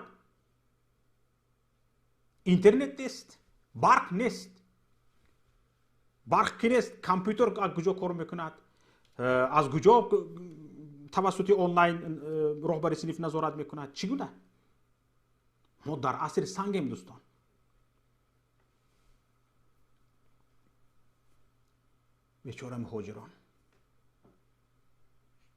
بیچاره مهاجران انا همین خیلی نیمی دل خراب نیمی دل کباب خوشیات حالا سال ما 1200 تابوت به تاجیکستان میبریم به خاطر چی من فکر میکنم اکثریت انا همین مهاجران در دست مثلا گریم یک اسبابی که برای وای احتیاط ها لازم است احتیاط کاری لازم است نیمی دل خراب نیمی دل کباب هوشیات در فرزندان به دست میزند و تبر بلغه را به دیگه مسئله ساختمان میزند نمیدوند اکثریتش همین خیلی میپرد از بلند آشیانه ها میمیرد دستش بریده میشود پایش بریده میشود این از کجا است از آن است که انا همین حکومت کارناشمی امروزه مردم رو به همین حالت سرسانی آورده رسانده است میگویند این روند مهاجرت در همه جا وجود دارد همه کشورها مهاجر درست همه کشورها مهاجر دارند لیکن مثل تاجیکستان محض یک کشور فقط مهاجر استحصال نمیکند استحصالات تاجیکستان مهاجر است دیگه یگان چیز صادرات ندارد صادرات مهاجر چخیل میفهمیم این رو زنگ دیگر رو قبول میکنیم لبای سلام علیکم و علیکم السلام و رحمت الله و برکاته برادر عزیز شما در پخش مستقیمی برنامه فردای تاجیکستان هستید پیش از آن که به شما سخن دهم من از تمام تماشابینان خواهش میکنم که نوار را پیوند را به دیگران بفرستید حالا در ما تقریبا 1200 نفر تماشا میکنند و همین 1200 نفر دکمه لایک را پخش کرده اند بسیار عالی جناب است بسیار خوب است اکنون من از شما طلب میکنم که همین 1200 نفر پیوند را به دوستانتان بفرستید تا دوستانتان آگاه شوند دوستانتان را دعوت کنید تا از این برنامه ما بهره مند شوند و یگان فکر ملاحظه شاید خوبی داشته باشند که در اینجا ما ذکرش را نکردیم و آنها شاید میگفته باشند دوستان عزیز فعال باشید بفرمایید برادر عزیز بفرمایید من میخواستم مستقیم با یک پیشنهاد برای حل همین مسئله بگذارم ما میدونیم که ریشه همه همین مشکلات های دولت ما فساد ریشهش من میخواستم یک پیشنهاد کنم درباره همین فساد از بین بردن یعنی خیلی که از تجربه اپوزیسیونرهای روس‌ها معلوم است فوند مبارزه بر ضد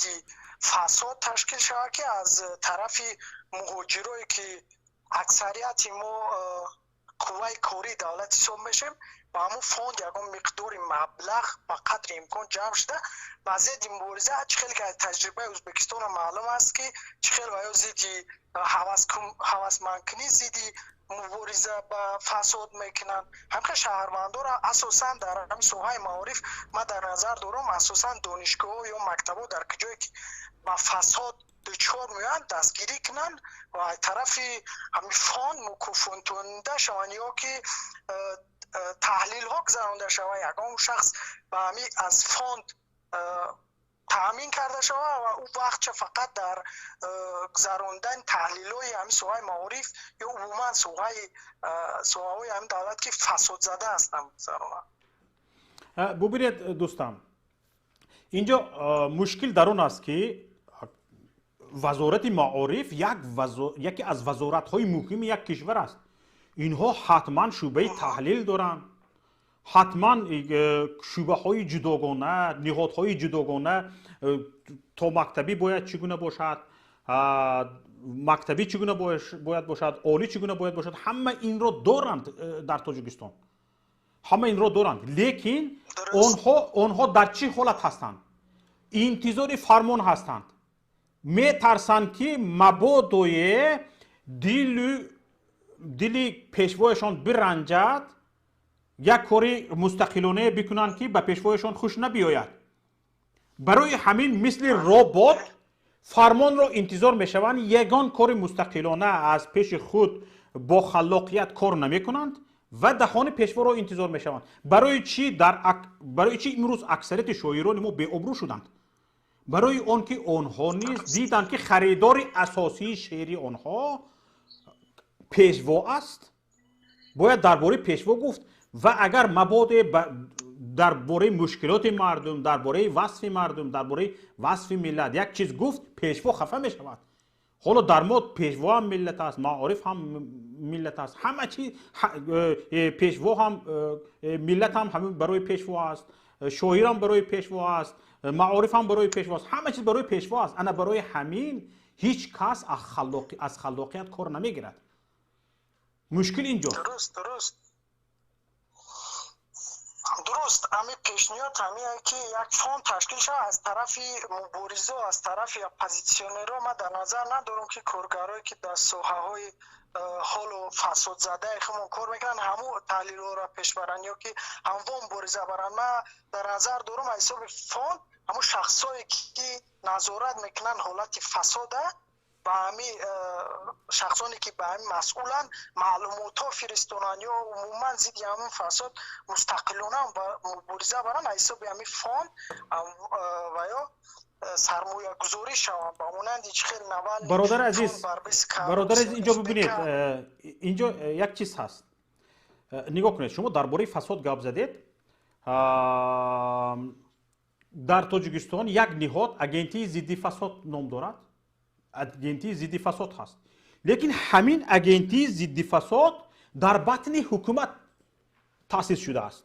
در بطن خود حکومت اگنتی ضد فساد چگونه در داخل حکومت ایستاده یک اگنتی حکومت خودش حکومتی است، چگونه فساد یک حکومت را آشکار میکند. بعضی همین کمی خنبغل، معلم، دکتر، همین چند نفر سرتراش، همین چند نفر رو میبینند میگویند تو به فساد دست زدی، دستگیر میکنن، میبرند زندانش میکنن 4 سال 5 سال. لیکن با یگان منصبدار کلان رو که دیدید که به فساد دست زده است، تو مثلا گریم به زندان رفته است. اینجا مشکل در آن است که همین نهاد اگنتی ضد فساد باید در یکی از 3 شاخه های حکومت، مثلا گریم شاخه حکومتی سعودی یا که شاخه حکومتی مثلا گریم قانون برار مثلا گریم تابع می بود، مثلا گریم میشد که این حکومت را، فساد این حکومت را بیشتر آشکار میکرد و بر ضد فساد حکومت کار میبرد. در خود بطن حکومت تأسیس شدن خودی اگنتی ضد فساد، این خودش علاقه یک فساد کاری است. چیزی دیگر، از زمانی که تاجیکستان اگنتی ضد فساد تأسیس داد، تاجیکستان 10 زینه در فساد پایین رفته است. ریتینگ بین المللی تاجیکستان بعد تشکیل اگنتی ضد فساد 10 زینه پایین رفته است. برای چی؟ برای آنکه در بطن حکومت ایستاده رسمی نه، تشکیلات رسمی حکومتی نه و یا خودشون از همه فساد زده ترین هستند. من در نظر دارم تشکیلات غیر رسمی میتونن خارج کشور هم فعالیت کنن. بگذار همون شخصان خورده که با فساد دست میزنن، حوض فساد به ما فاجعه همین است که معمولی شده است. یعنی بعضی آدم‌ها شرم میکنن وقتی که فساد وقتی پاره نتیان. بله. در ریشه دموندگی است. هر یک شخصی عادی علاکه ما در نظر دارم پیش دکتر، پیش معلم، پیش هم کارگرایی که ویا در حقیقت لایق هستن که با پول بچی برای که معاش به حد کم میگیرن، اما ویها همه خیلی آموخته شدگی هستن که فساد خودشون شرم میدارن که پاره پیشنهاد نکنن، پاره نتیان. من در نظر دارم پولهای خوردم به حساب میره، با مانند در دانشگاه به عوض امتحانو پاره گرفتن. همین را یک دانشجوی و تندرست دیگه مخفیانه ثبت کنه، به همین روان کنه به هم شخصایی که مسئولن و یا پوست همین را نشر کنن، پوست بگذار همون معلمی که پاره گرفته است زندانی شود. بله همین واسطه دوره‌های نمیدونم حالا چگونه است نمیدونم حالا چگونه است در دوره‌های دانشجویی ما ستاروست می آمد میگفت که استاد گفته ایستاده است که هر یک نفر با همین دفترچه امتحاناتش فلان پولی جمع کنین. ستاروست یعنی سردار گروه دفترچه های امتحانی رو با همین مبلغ های معینی طلب کرده معلم جمع میکرد، میبرد گردانده میآورد، بها ماندگی است و آگاه میکرد که اگر مبلغ رو نسپرید یک خواندگی شما شب و روز خواندگی شما هیچ فایدهتون ندارد، امتحان یعنی بها نمیگیرید. حالا نمیدونم حاضر تو چه حالت اومده رسیده از این حال؟ فوجیه همین است که هر یک شخص یهودی، هر یک دانشجوی یهودی علاکه پورا میتیه. در دوره من هم وقتی هم دانشجو بودم همین حادثه بود، اما من همین حادثه رو ثبت کردم به نوار. وقتی که معلم از من پرسید من پول ندادم، من گفتم من ثبت دارم، من نوار دارم، من همین نوار رو پخش میکنم به رسانوی میکنم. از همین سبب معلم مجبور شد که با واسطه به عوض دانش من رو امتحانم رو خان زنید. تشکر به شما. یگان پیشنهاد دارید برای برطرف کردن این همه فسادکاری ها و این همه کمبودی ها؟ پیشنهاد همه که یک شخصی که همه خارج دام باشه یک تشکیلاتی ضد فساد تشکیل کنه، مهاجران مبلغ با فرستونن جمع شوه و او صادق خونه ضد فساد مبارزه برن. تشکر به شما. تشکر به شما. اگر یگان زنگ دیگر باشد زنگ دیگر رو قبول کنیم.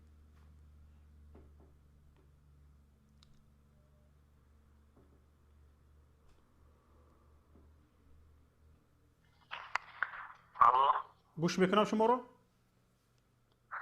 سلام علیکم و رحمت الله و برکاته. و علیکم السلام و رحمت الله و برکاته. برادر عزیز شما در برنامه فردای تاجیکستان در پخش مستقیم هستید.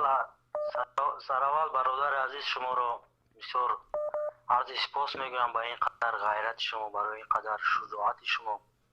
خداوند ایمان شما از این زیاده گردونه. بله. مسئله معارف بود. میخواستم در یک موضوع بسیار بده که من با چشمان خودم دیدم از طرف یک شخصی منصبدار، میخوام این رو بگم شاید با گوش اون لعین برسدیم. بدون تأخیر لطفاً بفرمایید. برای که اکای شوکت میدونید من بسیار در غضب هستم، بسیار متاسف هستم که این گونه شخصان در خود تاجیکستان، عین حال من در خود تاجیکستان هستم، من دیگر نمیدونم، دیگر من جوان هستم لیکن وجدان من مانده شده است. دیگر این کارا را من میگم که طاقت ندارم که دیگر چی گپ، این چه روز است. خلاصه می رویم از مثلا یک در اسمت گفتنی یک شخصیت روسیه، من فامیلی هم کسا نمیدونم، حاجی اسمت میگن با تخلص اسمت بینی در 17 پارتیز اون کس رئیس کلخوز های رئیس خوجگی باور میکنه رکای شوکت که مکتب در روز درسی با آموزگارا و خوانندگان سری پختچینی بردگی های. من این چیز با چشمای خودم دیگه هستم اکا. در روز درسی همون اسمت که من میگم با لقب اسمت بینی اون کسا میشناسم. در روز درسی آموزگارا را قطعی خوانندگا برده پختچینی بردگی با ما از زبان خودش با گوشای خودم شنیدگی هستم که گفتگی که من فلان میکنم گپ زنم، معارف هم فلان میکنم فلان هم بیست. من فرزند من امروز 3 میروه، من دیگر چی بگم؟ آموزگار چی میگه دیگر؟ این معارف کجا شد و این سیاست کجا شد و این گناه ما سری قدرت اومدن، سری وظیفه اومدن. او پخته را او معلم به کی میچیند؟ به خودش خوجگی دهقانی داشت یا یگان دوست از جورش؟ نه خوجگی دهقان از همون کسی که من میگم اسمت میگن، برای خوجگی دهقان های همون، برای که اون قدر ظلم داشت، این قدر زبان تحقیر و سخنهای بد که میگفت، مردم نمیخواستن تای دست اون رفته کار کنند یا که مقصد پخته را جمع. ببینید او خودش دهقان است، آموزگار است، چی است؟ نه که شوکت وای رئیس خوجگی است چی خیلی میگم رئیس کالخوز رئیس کالخوز میبیاید به مکتب طالب علمان رو گرفته میرود خوانندگان قطعی آموزگارا بودگی با من میگم که مکتب سیبیاگی جماعت دیوتی زرگای چاپایفا مکتب هفدهم پارتیزا همین آدم من با چشمای خودم دیدگیم همین کارو کردگی بخشی با ما کمتر از مسئله دورتر میرم برای که من بسیار نفرت زیاد دارم نیست از این شخصیت بسیار گفتنی زیاد دارم میخوام یک سری دیگه شما بگم امراکر اجازت بود خواهش میکنم ما از موضوع دور نرویم اگر یگان پیشنهادتون در باره همین موضوع امروزه باشد بفرمایید و خواهش میکنم از موضوع دور نرویم چون ما رو نفران زیاد انتظار هستند بله که شوکت من بسیار معذرت میخوام اون نفرایی که حوزه سطح برای تماس هستن پیشنهاد من همین که بگذار معارف یک راه دیگر رو بگیرد من میدونم در مکتب سیوک آموزگاری هست معلمه هست که قسم به خدا پاسپورتش های نمی 3-4 ماه پیش گرفته پاسپورت رو ولی اصول بیست اون دیپلم اون چیز دیگر پاسپورت های نمی 3-4 ماه پیش گرفته خودی در مکتب سیوک همون درس میگوید متاسفانه این وجود دارد این حالت پیشنهادی من از این معارف در معارف این است که سعید نورالدین وقتی من میخوندم من با اون کس همصحبت هستم با سعید نورالدین من نغز میشناسم از سعید نورالدین در دانشگاه ناصر خسرو من قطیبه چی خیلی صحبت کرده بودم من این باز میگم که حکومت رو الحمدلله این میشود زمانی که این حق بالای مردم میآید و این حکومت دارا دانسته باشند که من آماده هستم دوام کتابی تاجیکان من نوشتن آماده هستم بعد از استقلالیت و این حکومت دارا دانسته باشند که این یک تاریخ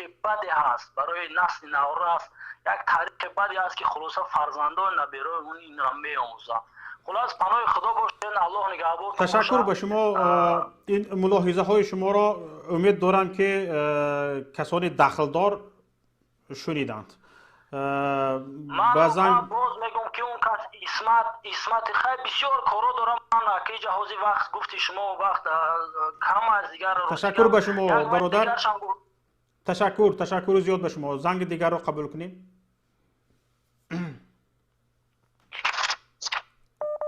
لبای سلام به شما و علیکم السلام بفرمایید اصلی موضوع شما من نمیفهمم چی باشد در چی باره گفته من تا تنها حوزه پیوست شدم بسیار خوب برادر عزیز گرامی برنامه فردای تاجیکستان است شما در پخش مستقیم قرار دارید و موضوع امروزه ما موضوع وضعیت معارف در تاجیکستان است و می توانید شما ملاحظه های خود را و پیشنهاد خود را درباره چگونه پیش رفتن این ساحه گپ زنید. خب البته من در معارف چی هم ندارم مقصر دانش هم ندارم و گفتنی هم ندارم فقط میخواستم ابراز نظر کنم برای چی ما دانش هم پاس شد و مهاجر شدیم اگر اجازه باشد بفرمایید در همین باره در دوام 1 دقیقه فکرتون رو بگید. خب من مشکل تاجیکستان مشکل بی دانش ماندن مردم تاجیک و جوانای تاجیک در این میبینم که یک مثال کوتاه میبرم از جایی که من تولد شدم اهل مسجد بودیم و کلانه ما اهل مسجد بودن در گوش ما فقط صدا میداد که دنیا دنیای ما نیست دنیا دنیای کافراست هیچ کی توجه نمیکرد به این دنیا که یک چیز اختراع کنم و یک چیز سازم چرا که از پشت حدیث شدیم از پشت دین اسلام شدیم فکر میکنم که این همین در گوش ما که رسید دیگر یگان توجه نکردیم به ساختن یک چیز برای پیشرفت جامعه و پیشرفت خواهیم که مهاجر نشویم باید یک چیز اختراع کنیم البته با ضد حکومت تاجیکستان بسیار ما هستیم، ولی اگر حکومت تاجیکستان هم که اگر امروز دیگه کس شودم فکر نمی کنم که ما از مهاجرت خلاص شویم. این یک مسئله که همین مسئله حدیث و دین، البته من نمیگم که ترک حدیث کنیم ترک دین کنیم، ما در برابر ترک حدیث از پشت حدیث گرفتنم کمتر باید ما شوق داشته باشیم، یا که ما همون کلانامون دقت ما جلب کنن به این دنیای هم. فکر من همین بود فقط. تشکر به شما، سلامت باشید. اینجا در با ما یک نفری که نتوانسته است با ما تماس بگیرد فکر اندیشه‌اش را نوشته است، میخوانم. گفته است هر یک شهروند، خوش میکنم شخصی زنگ زده انتظار باشد، من نفری که زنگ زده نتوانسته است و فکرش را نوشته است بخوانم. گفته است که هر یک شهروند باید کانال یوتیوب، اینستاگرام، تیک تاک و غیره ها را کشاده به نام خود رجیستراسیون نموده و هر یک شهروند جمهوری تاجیکستان به یکدیگر پادپیسات کنند. این خیلی ایده را یگان دولت دنیا استفاده نبرده است. اگر عین حال که تماشابینان شما را نگاه دارند، شما پیشنهاد بکنید، این به منفعت همه شما گفته است. تشکر برادر عزیز یا خواهر گرامی که اینجا نوشتید، من نام شما را نمیدانم. بسیار فکر خوب. اگر گفته شما شود که همه تاجیکستانیانی که اینستاگرام دارن، فیسبوک دارن، تیک تاک دارن به همدیگر آبونه شوند و از وضعیت فکر و اندیشه های همدیگر باخبر باشند، خیلی اتحاد به میون میباید، خیلی بحث ها به میون میباید و شاید چند جنبه های منفی هم نیز داشته باشد که این باید آموخته شود. تشکر به شما. بفرمایید. الو. سلام علیکم. و علیکم السلام. لبای سلام علیکم. سلام میگویم به شما و به تمام بیننده های شما. برنامه فردای تاجیکستان است؟ بله برنامه فردای تاجیکستان است. موضوع ما وضعیت معارف در کشور و راه حل ها برای مشکلی ها. بسیار خوب، بسیار برنامه خوب. مسئله همون معارف من در چی میبینم؟ چرا که معارف ما به اصل خط خیش بر نمیگردد؟ سببش در چی است؟ ما 8 میلیون یا که 10 میلیون اهالی داره جمهوری تاجیکستان، به خط کلیدی مینویسه مثال بغیر ما 8 میلیون یگان نفر ما را دیگه نمیفهمم. 8 میلیون هم ممکن که 1 میلیونش هم уже بله زبان شده باشه. یعنی شما گفتنید که باید تاجیکستان برای پیشرفت در ساحه معارف به خط نیوگان برگردد، همین خیل؟ بله. با کدام دلیل؟ یعنی به خط نیوگان برگشتیم چی پیشروی میشود به فکر شما؟ نفهمیدم. اگر به خط نیوگان برگشتیم چی پیشروی میشود به فکر شما؟ پیشروی هم میشود مثال مردم ما اگر در بعد 10 سالانه خط به اون حریصه بتونن آموخته بتونن علاقه با این زمان قریب 70-80 میلیون آدم در این معاشرت میکنن و هم کمه ممکن که با پیش بریم. بله تشکر به شما. یگان فکری دیگر دارید؟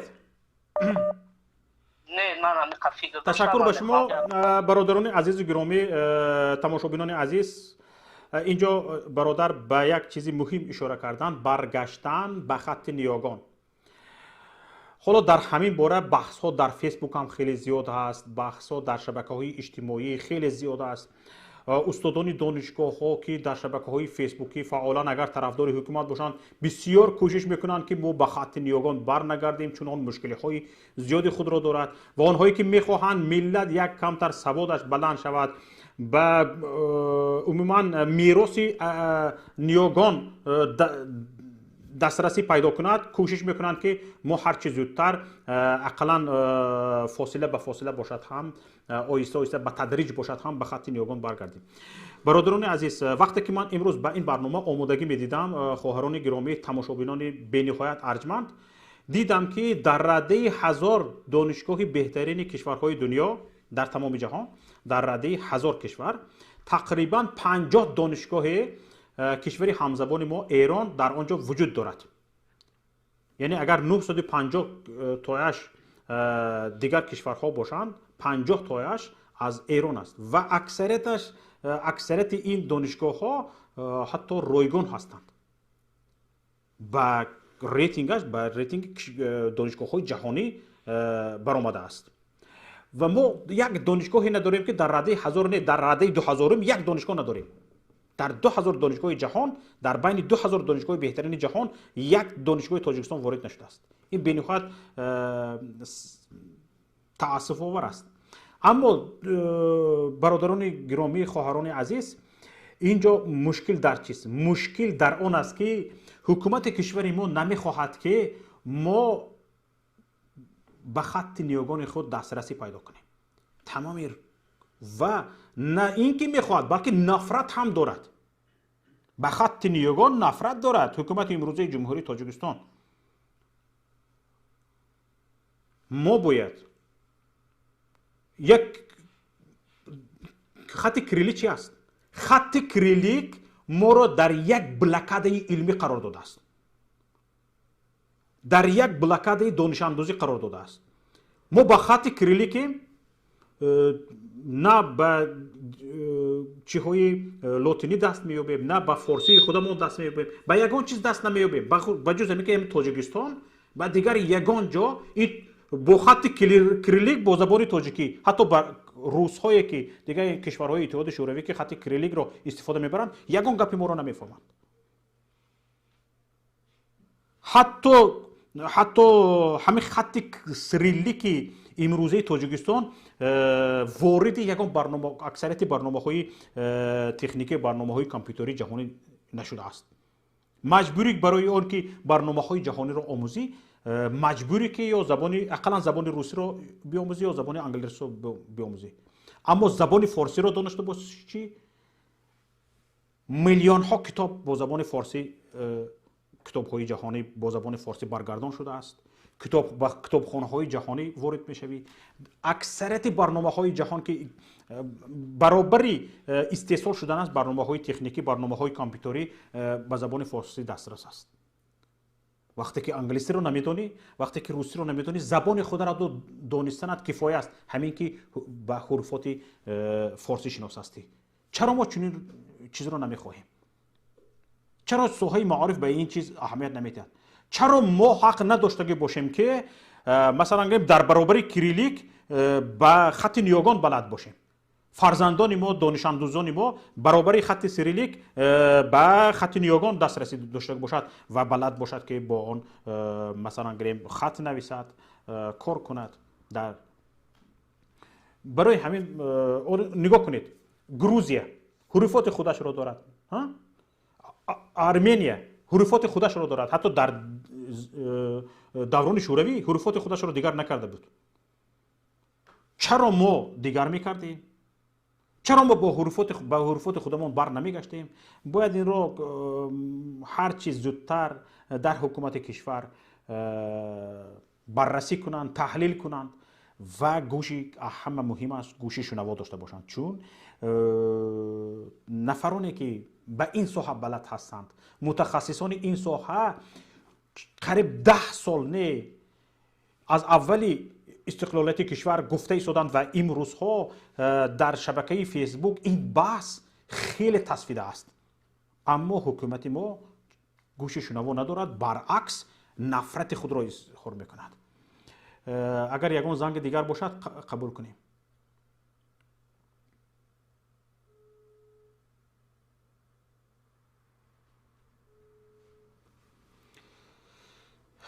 بفرمایید.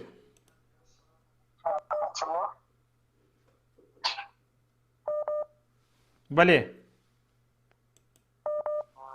شبکه پیام تیوی.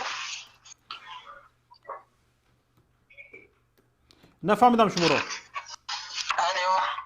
لبای. شبکه پیام تیوی. بله، شما گفتید که به من وقت جدا کنید، منم گپ زنم. بفرمایید گپ زنید. ما شما رو میشنویم. بله، ما پاکستان خواستیم در همین برنامه شما فکر و نظرهای خود را بیان کنیم. بفرمایید. مربوط به موضوع ما موضوع وضعیت معارف در کشور است. بله، امروز در جمهوری تاجیکستان وضعیت ساحه معارف بسیار در سمت پایان قرار دارد.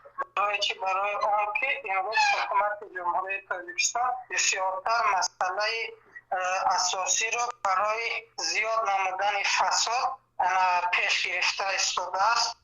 ما یک چند معلومات حتی است که یک چند دانشگاهی که از جمهوری ازبکستان طبق تفتیش، یعنی مثال دانشگاهی بودن که برای خط سیاه گرفتار بودن، همین یک از آنها دانشکده صاحبکاری و خدمت بود. بله. یک چند مثال سبب‌های بودن که در همونجا وضعیت‌های فسادکاری زیاد بودن. بسیارتر همین دانشجوی‌ها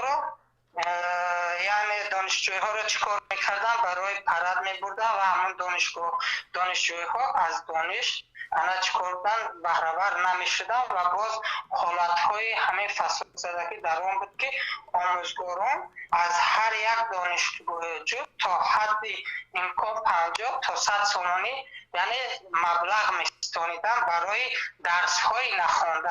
هم دانشجوی‌ها برای پرد میبردن، مثال روزهای پرچم میشد، نوروز میشد و باز بعضا این از دانشجوی‌ها برای درس‌ها را یعنی اشتراک نکردن پول علاوه پولی میستانیدن. اکنون وقتی شما رو بسیار نمیگیرم استاد گرامی، یک چند نظر داشتیم. یکم همین که از نو تیار کنید در ساحه معارف زیاد کرده شود، برای اینکه امروزه استادانی که در دانشگاه‌ها یا اینکه در مؤسسه‌های تحصیلاتی تا مکتبی یا اینکه مکتبی دیده می شود، آنها دانش کافی ندارند، حتی اکثریتشان دیپلم ندارند. بله. دیگر از حکومت جمهوری تاجیکستان احتراماً خواهش میکنیم که در ساحه خدمت دولتی اصلاحات جدی گذرانده شود. مثلا چگونه؟ امروز اصلاحات جدی گذرانده شود. چگونه اصلاحات؟ در ساحه خدمت از نو تیار کنی و همین نظارت حکومت بالای منصبداران زیاد کرده شود که منصبداران امروزه برای نتوانند که مردم را عذاب و شکنجه دهند و از آنها رشوه‌های گوناگون ستانند. تشکر به شما. با یگان دیگر ملاحظه یا پیشنهادی دارید؟ تشکر زیاد نه استاد، وقت را به دیگر کسانی تشکر به شما. وقت ما به اتمام رسید و این آخرین نفر بودید که ما زنگ شما را قبول کردیم. تماشابینان عزیز، اینجا با همین نفری که حاضر صحبت کردن ما دیگر زنگ قبول نمی کنیم. با اظهار معذرت از یکایی که شما اعلام میکنم که وقتی ما به نهایت خود رسیده ایستاده است و در آخر من میخواهم چند جمله گفتگی باشم. اینجا چندین نفر در برنامه ما شرکت کردند، فکر و اندیشه های خود را گفتند. من بسیار میخواستم که در این برنامه ما نفران شرکت کنند که بگویند که چنانکه که در برنامه دیگر هم گفتگی بودم، همین حکومت جمهوری تاجیکستان که امروز همین رژیم را دارد و همین استرکتوری تعلیم را دارد کاری درست میکند. ببینید دوستان عزیز، اگر حکومت جمهوری تاجیکستان یا که وزارت معارف کشور امروز همین سیاست تعلیمی را که پیاده کرده است اگر درست نداند پیاده نمیکند. طبیعی است که اینها همین سیاست خود را همین گونه سیاست خود را درست میشمارند، برای همین پیاده کردند. اما مردم دیده ایستاده است که این سیاست نادرست است و سیاستی است که به پیشرفت مساعدت نکرد. مردم به جای پیشرفت فقط در رده‌های پایینی کشورها قرار گرفتند و به جای سربلندی کشور تا رفت سرش خم شده ایستاده است. در خاص در ساحه اقتصادیات، خود در ساحه سیاست، در اجتماعیات و هاکذاها ما سرخم شده ایستادیم. این به سبب چی است؟ یکی از سبب‌های آن این است که در ما مسئله معارف، غمخوری به ساحه معارف نهایت کم است و اینجا چنانه که اعلان کردم از سال گذشته تقریبا 500 میلیون سومانی بودجه برای وزارت معارف زیاد شده است، لیکن قرب سومانی نسبت دلار چقدر پایین رفت؟ فریب میکنن، میگویند شاید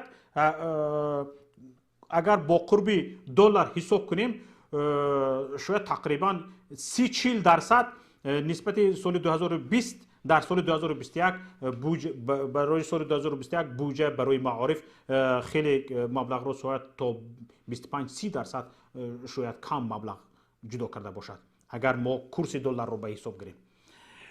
این گونه نظرفریبی ها در حکومت جمهوری تاجیکستان وجود دارد. با همین گونه نظرفریبی ها، با همین گونه امورهای بردروغ میخواهند مردم رو فریب کنند و همین خیر حکومت داری کنند. لیکن حکومت داران عزیز، شما هم یک جزئی همین ملت هستید. بس بودگیست دیگه غم خود رو خوردنتون اگر در برابرش غم ملت خوردن نباشد حالتون بد می شود، عاقبتتون وای می شود.